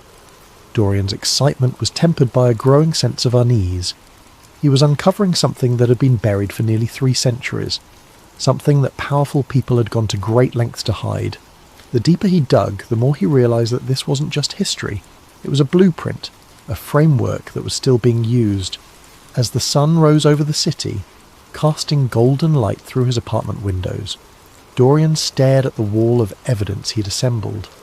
The Three Masons, as he had begun calling them, had created more than just a secret society. They had engineered a system of control that devolved and adapted over centuries, invisible but omnipresent. And now he was beginning to understand how it worked. The realization hit Dorian like a physical blow as he sat in his favourite coffee shop, laptop open, surrounded by the mundane chatter of the morning commuters. He had been analysing media patterns for the past week, looking for connections to the doctrine of quiet influence, when the data suddenly cohered into a terrifying picture. It was everywhere. The three interlocked triangles, the symbol of the triune accord, weren't just hidden in dusty historical archives. They were embedded in the fabric of modern culture, disguised and abstracted but unmistakably present. Movie logos, corporate brands, architectural designs, even the layout of popular websites, all contained subtle variations of the three-triangle pattern. Dorian's hand shook as he scrolled through his analysis. He had developed an algorithm to detect geometric patterns that matched the mathematical relationships inherent in the original symbol.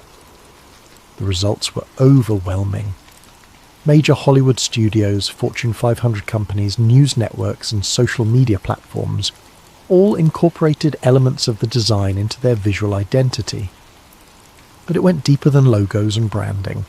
The doctrine of quiet influence, as described in the 18th century letters, relied on three key principles: repetition, authority, and emotional resonance.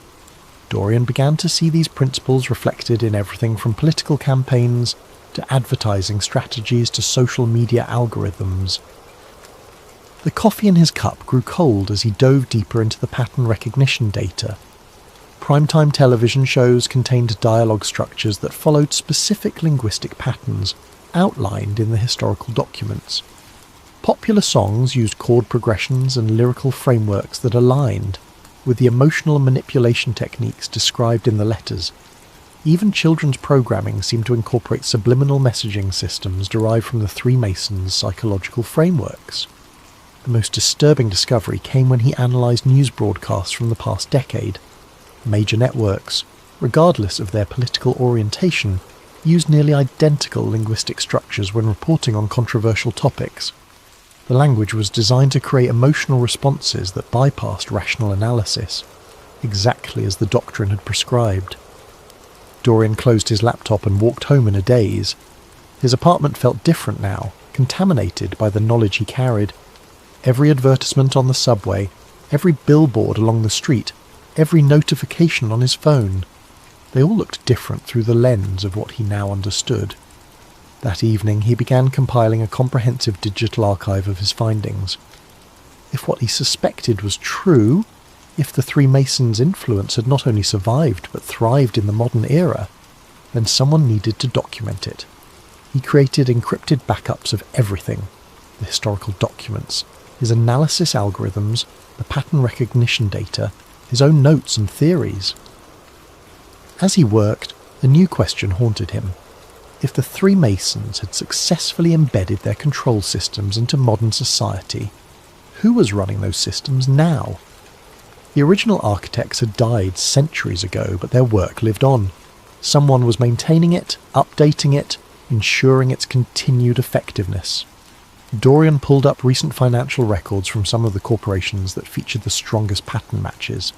Shell companies, offshore accounts, anonymous investors. The ownership structures were labyrinthine, designed to obscure rather than reveal. But patterns emerged here too. The same investment firms appeared again and again, the same legal structures, the same carefully anonymized board members. It was a network, vast and interconnected, spanning industries and continents, and at its heart Dorian was beginning to suspect were the modern inheritors of the Three Masons' legacy. He named his archive the Veil Project and began preparing it for release. The world had a right to know about the invisible architecture of influence that shaped their daily lives, but as he prepared to upload his findings to multiple whistleblower platforms, his computer screen flickered. For just a moment, the 3 interlocked triangles appeared in the corner of his monitor. There and gone so quickly, he almost convinced himself he had imagined it. Almost. The message appeared in Dorian's private encrypted chat channel at 2:33 a.m, exactly 72 hours after he had discovered the pattern recognition data.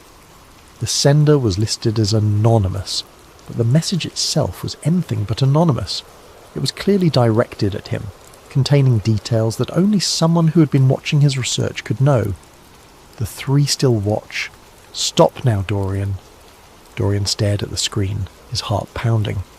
He had been so careful, using multiple layers of encryption, routing his traffic through a dozen different proxy servers, maintaining operational security that should have made him invisible to all but the most sophisticated surveillance operations. But they had found him. He ran a full system scan, checking for malware, backdoors, any sign of compromise. His security software came back clean, but Dorian knew that meant nothing. If someone had the resources to track his research, despite his precautions, they would also have the resources to hide their presence on his system. The paranoia began slowly, like a low-grade fever. Every notification on his phone made him jump. Every knock on his apartment door sent adrenaline coursing through his veins. He started noticing things that might have been coincidences. The same car parked outside his building for 3 days, a man in a coffee shop who looked away too quickly when Dorian glanced in his direction. The second message arrived 48 hours later, this time containing a photograph. It showed Dorian sitting at his computer, taken from inside his own apartment. The timestamp indicated it had been captured the previous night while he worked on the Veil project. Someone had been inside his home. Dorian immediately conducted a physical sweep of his apartment. He found the device hidden inside the frame of his bedroom mirror. A microcamera so small he almost missed it, connected to a transmitter that was broadcasting his every move to an unknown receiver. But the camera was just the beginning. A more thorough search revealed audio pickups in his kitchen and living room, keystroke loggers attached to his computer equipment, and something that looked like a network tap spliced into his Ethernet cable. His entire life was being monitored. The rational part of his mind told him to stop, to destroy his research and return to his normal life. But Dorian had never been particularly rational. The invasion of his privacy, rather than deterring him, only confirmed that he was onto something significant. You didn't deploy military-grade surveillance equipment against someone who was chasing shadows. He began operating under the assumption that everything he did was being watched. He established new research protocols, using air-gapped computers and physical storage devices that never connected to the internet. He moved his most sensitive work to a storage unit across town, accessible only by physical key. He varied his routines, took different routes to work, paid for everything in cash, but the watchers adapted too. His work computer at Titan Defense Systems began experiencing mysterious glitches. Files would disappear and reappear. His security clearance was subjected to routine reviews that felt anything but routine. Colleagues who had been friendly for years suddenly seemed distant, their conversations stilted and careful. The third message was different. Instead of a text, he received a link to a news article about a cybersecurity researcher in Seattle who had died in a car accident. The researcher, according to the article, had been working on sensitive projects related to digital privacy and surveillance. The accident had occurred at 3:17 a.m. on a straight stretch of highway, with no other vehicles involved. Dorian noticed that the timestamp on the article was exactly 3 minutes before he received the link. The message was clear: this could happen to you. But by then, Dorian was too deep to surface. The Veil project had expanded beyond his original scope, becoming an obsession that consumed his waking hours and invaded his dreams. He had uncovered something that went beyond historical curiosity or academic research. The Freemasons weren't just a fascinating historical footnote, they were the architects of a system that was still actively shaping human society. And someone was willing to kill to keep that secret hidden. That night, Dorian made a decision that would change everything. If they wanted to silence him, they would have to find him first. He began preparations for what he called Project Deep Dive. A final comprehensive investigation that would either expose the truth about the three Masons or confirm his own paranoid delusions. Either way, he would have his answer. As he packed his research materials and prepared to disappear into the digital underground, Dorian caught a glimpse of his reflection in the bathroom mirror. He looked like a man who had seen too much, learned too much, gone too far down a rabbit hole that might not have an exit. But he also looked like a man who was finally fully alive. The abandoned subway station beneath downtown had been closed since 1962, but Dorian's research had revealed that its tunnels connected to a network of service corridors that ran beneath several government buildings. More importantly, the location offered something he desperately needed: complete isolation from digital surveillance. He had spent 3 days preparing his mobile command centre. Military-grade Faraday cages protected his equipment from electronic monitoring. Satellite internet connections routed through multiple international proxies provided connectivity that would be nearly impossible to trace. Battery packs and portable generators ensured he could operate for weeks without external power. The setup looked like something out of a post-apocalyptic thriller, and Dorian couldn't shake the feeling that it might represent his future. A life spent in the shadows, hunted by forces he barely understood. But it was here, in the depths beneath the city, that he finally breached what he had come to think of as the vault. The breakthrough came from an unexpected source. While analysing the financial networks he had discovered, Dorian noticed that several key transactions were processed through a server cluster housed in the Smithsonian Institution's digital archive facility. The Smithsonian servers weren't just repositories for historical documents. They were hosting active financial systems for the network of corporations connected to the Three Masons pattern. Using exploit tools from his defence contractor days, Dorian tunnelled into the archive system through a maintenance portal that had been forgotten during a security update. What he found inside defied his wildest expectations. The vault wasn't a single database, it was an entire hidden internet, a shadow network that existed parallel to the visible web. Accessible only through specific cryptographic keys that appeared to be distributed to a select group of users, the vault contained terabytes of data spanning 3 centuries. The most recent files were mind-bending. Detailed psychological profiles of world leaders, media manipulation strategies updated in real time, algorithmic frameworks for managing public opinion through social media platforms. But it was the historical archives that truly shocked him. Digitized manuscripts described secret chambers beneath Washington, D.C., built during the Capitol's construction according to specifications provided by the Three Masons. The chambers weren't just meeting spaces. They were designed as psychological amplification devices, using acoustic engineering and symbolic geometry to enhance the persuasive power of those who spoke within them. Architectural drawings showed that the entire layout of the Capitol building, the White House, and the Supreme Court formed a massive version of the 3 interlocked triangles when viewed from above. The buildings weren't just symbols of American democracy, they were active components in a system designed to channel and focus political influence. But the most disturbing documents dealt with something called the Great Work, an ongoing project to gradually reshape human consciousness through systematic manipulation of culture, education, and information systems. The Great Work wasn't a conspiracy in the traditional sense. It was presented as a form of guided evolution, helping humanity develop according to principles established by the Three Masons. According to the documents, every major social movement of the past 2 centuries had been either initiated or co-opted by the inheritors of the Three Masons' legacy.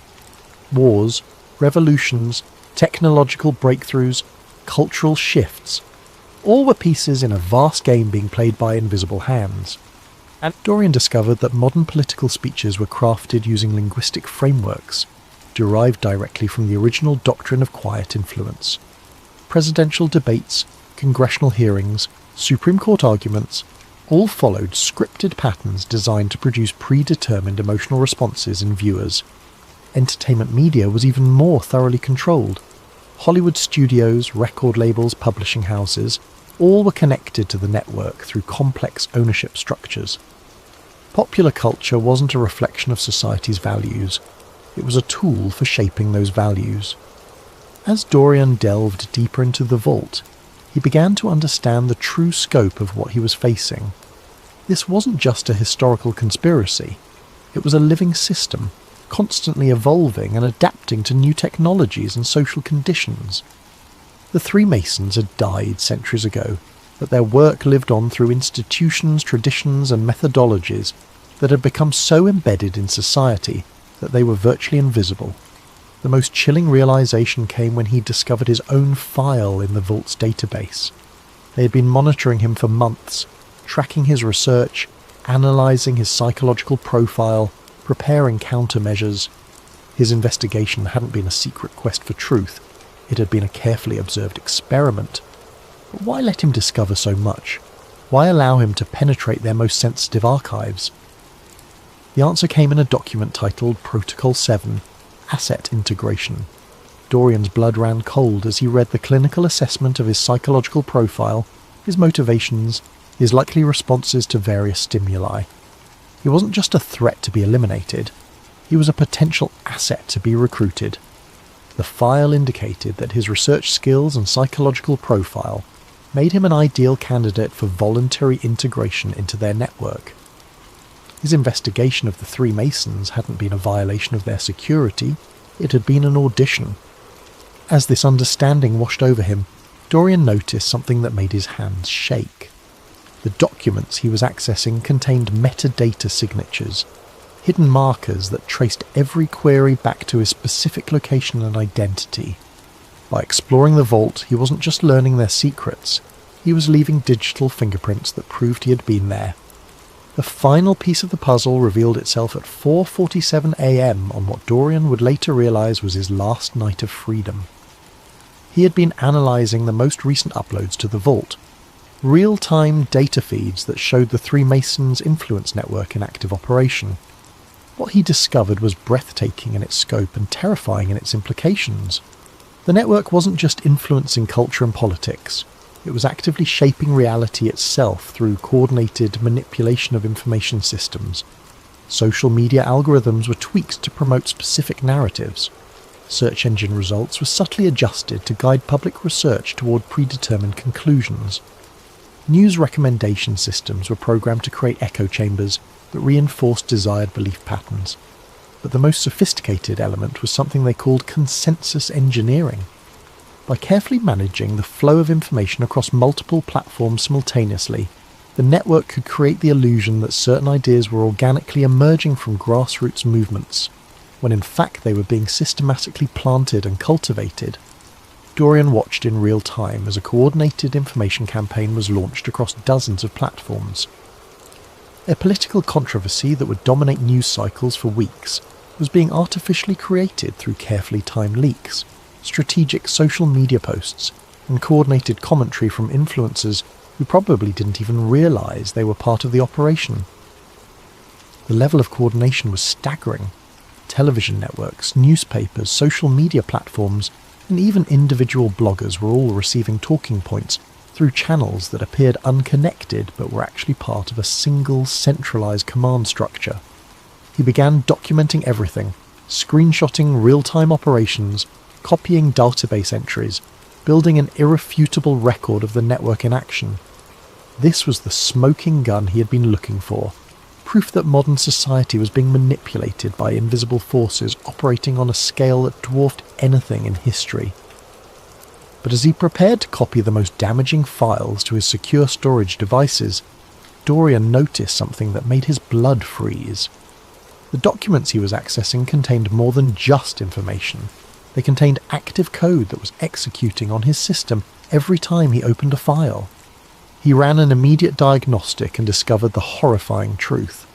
Every document in the vault was embedded with sophisticated tracking malware.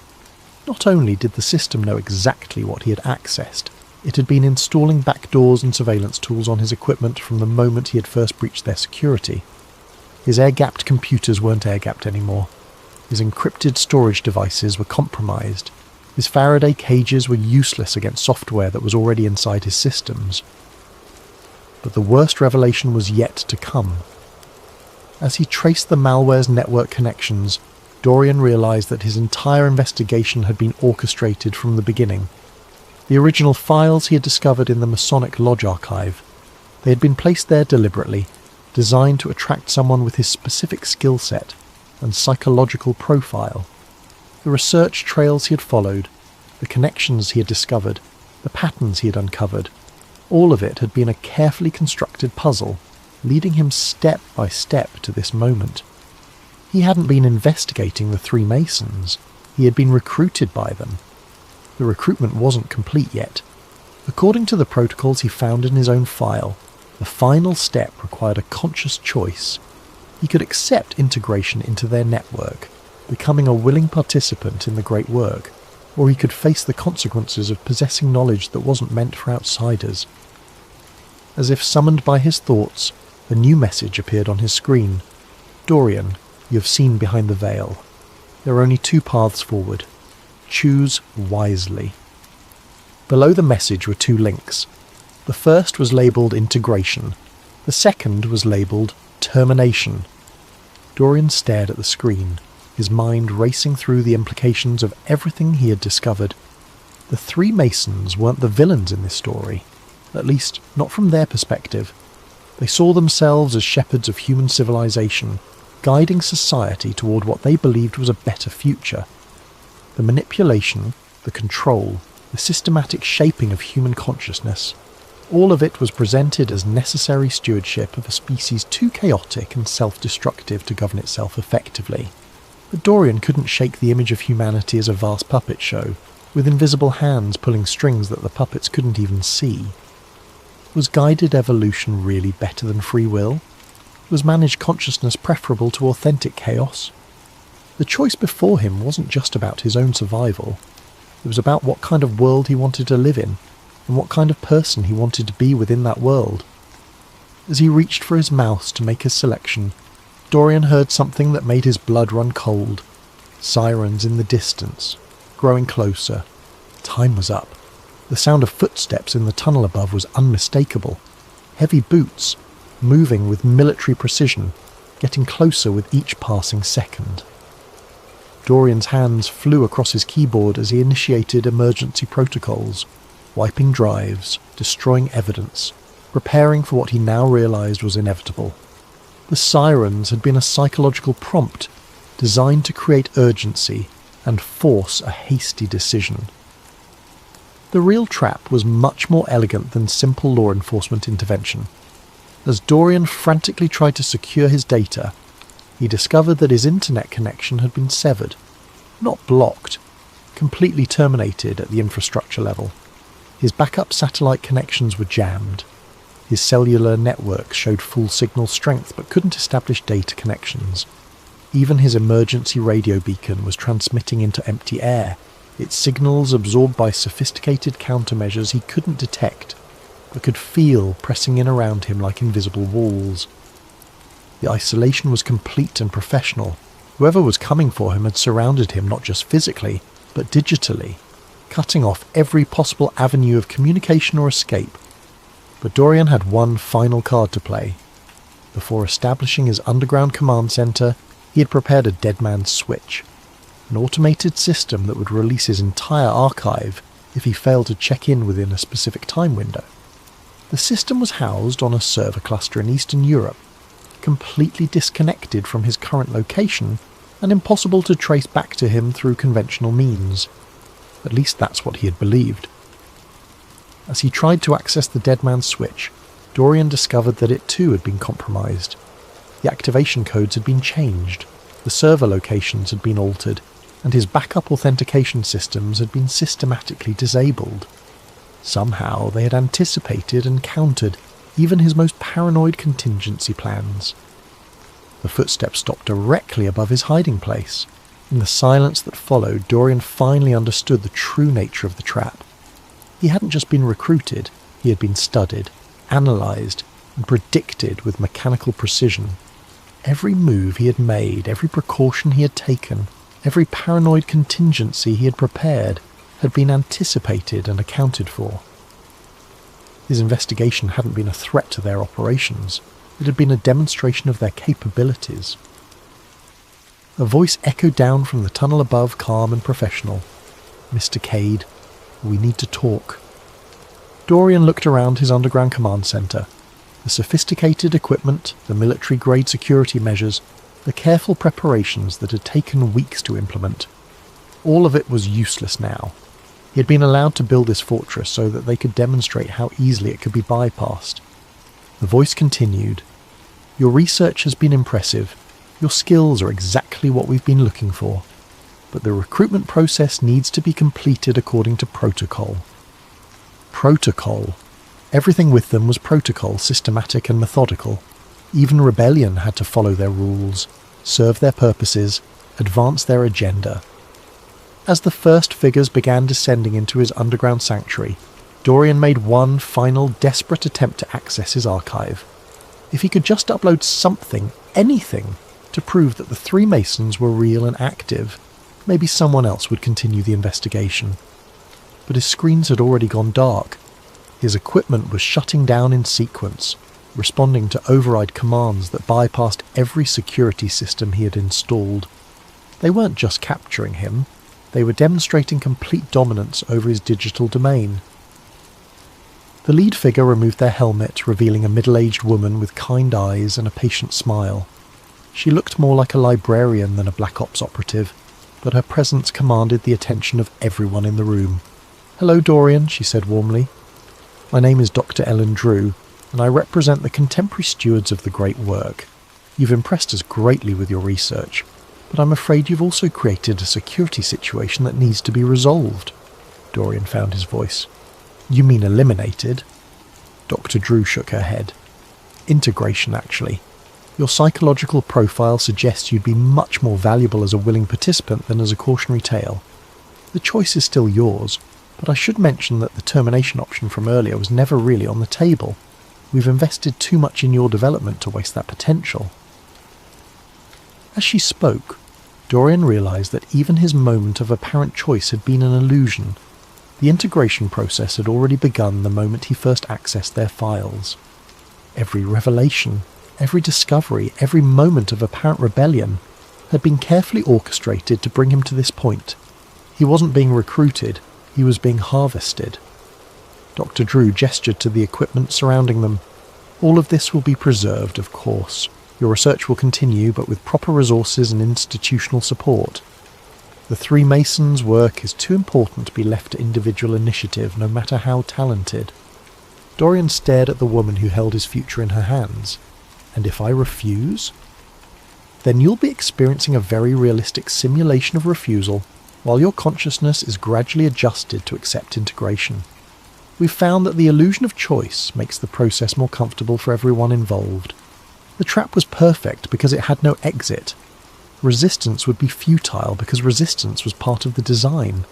Even this conversation, even his growing horror at the situation, was probably being factored into some psychological algorithm designed to optimize his eventual compliance." As the implication sank in, Dorian felt something break inside him. Not his spirit, but his attachment to the idea that any of this had ever been real.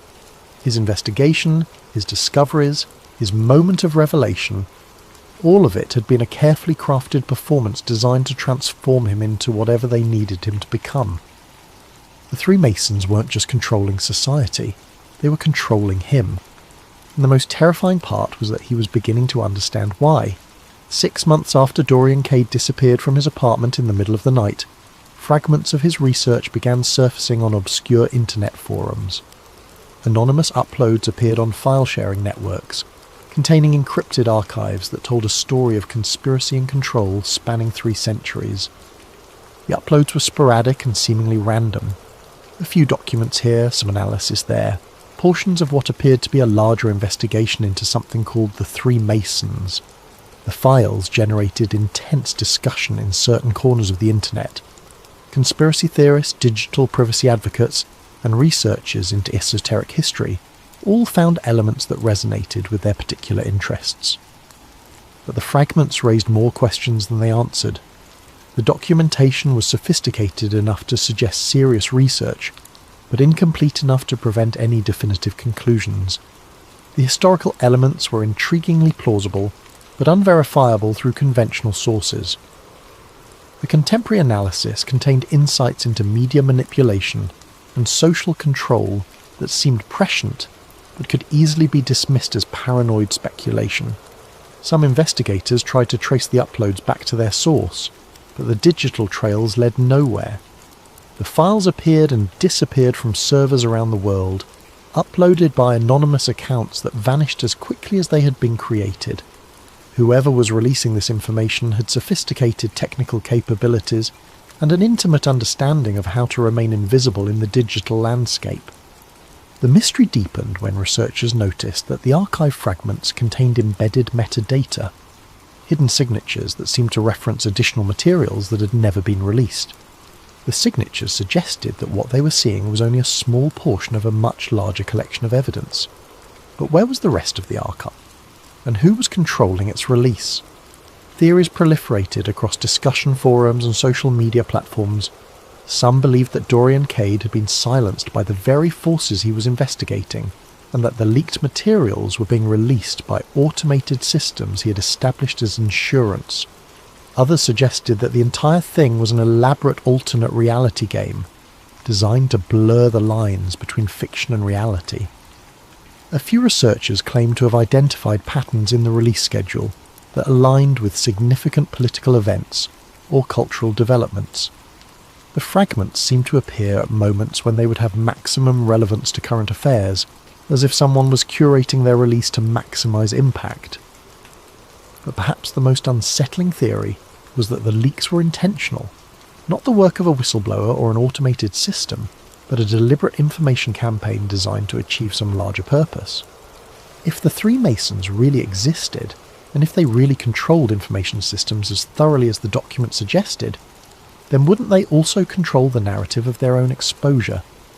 Late-night researchers who delved too deeply into the Cade archive reported strange experiences, computer glitches that seemed too targeted to be random, internet searches that returned results that disappeared when accessed again, social media algorithms that seemed to actively suppress discussion of certain topics.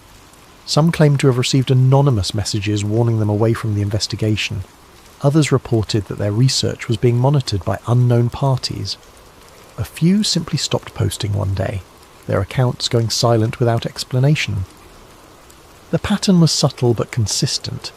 Those who got closest to understanding the true scope of Dorian's discoveries seemed to encounter obstacles that discouraged further research. Nothing dramatic, nothing that couldn't be explained by coincidence or technical malfunction. But the cumulative effect was to ensure that the investigation never reached critical mass. And so the mystery of Dorian Cade and the three Masons remained unsolved, existing in the liminal space between truth and fiction, between revelation and misdirection. The fragments continued to circulate, generating discussion and debate, but never quite coalescing into anything that could definitively prove or disprove the central claims. The most dedicated researchers began to notice something peculiar about their own investigations.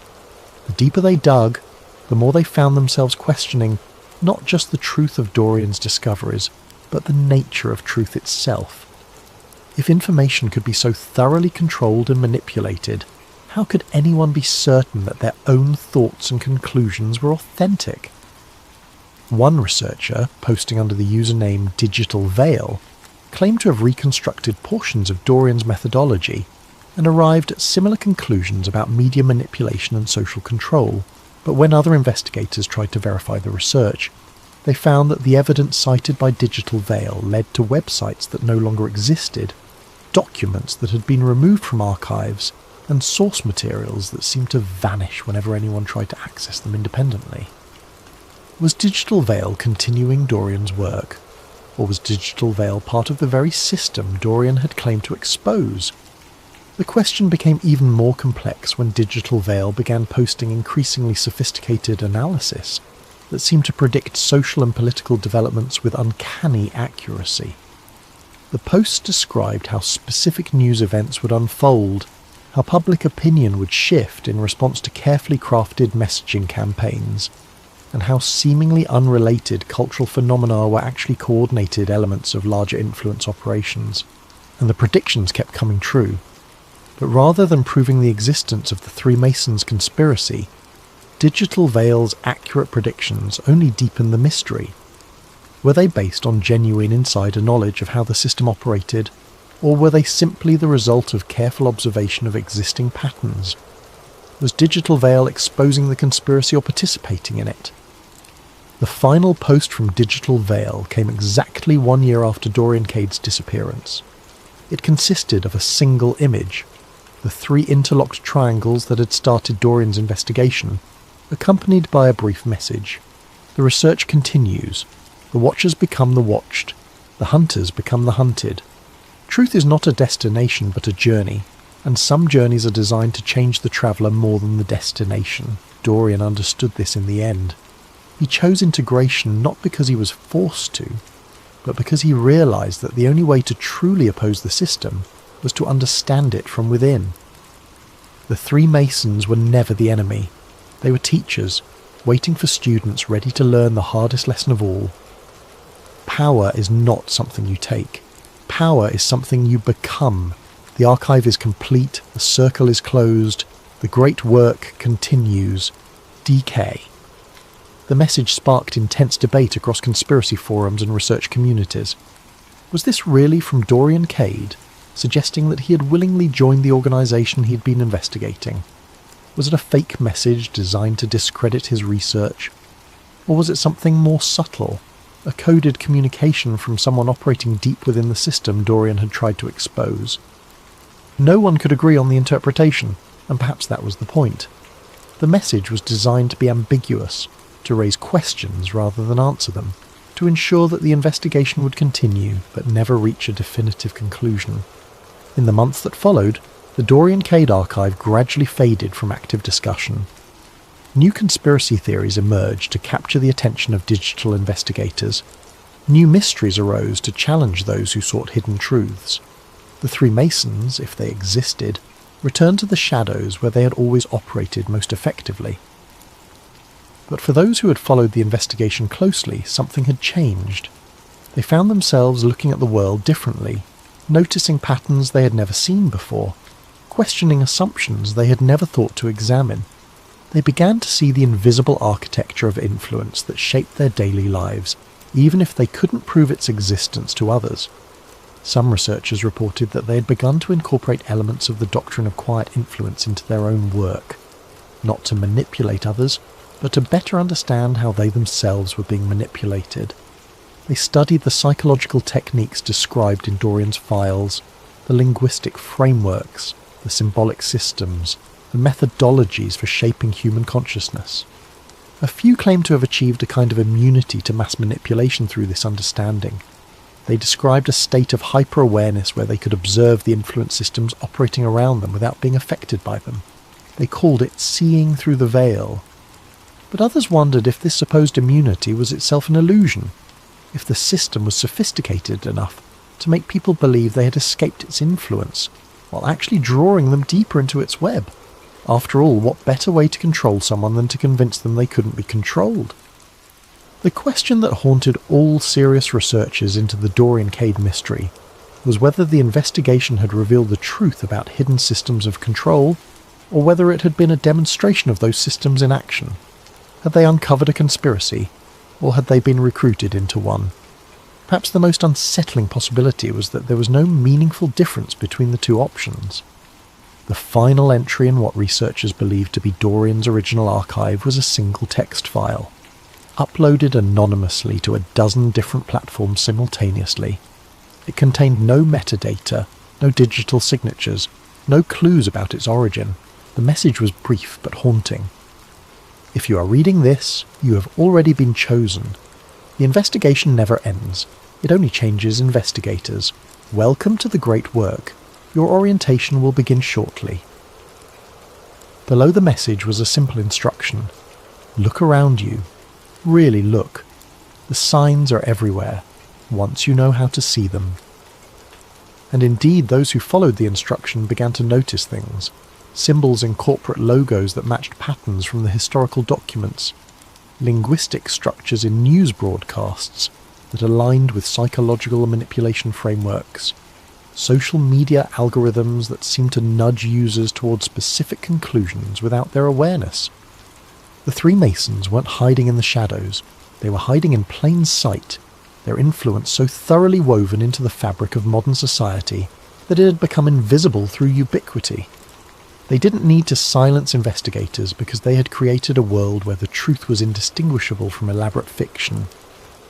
And perhaps that was the most elegant control system of all.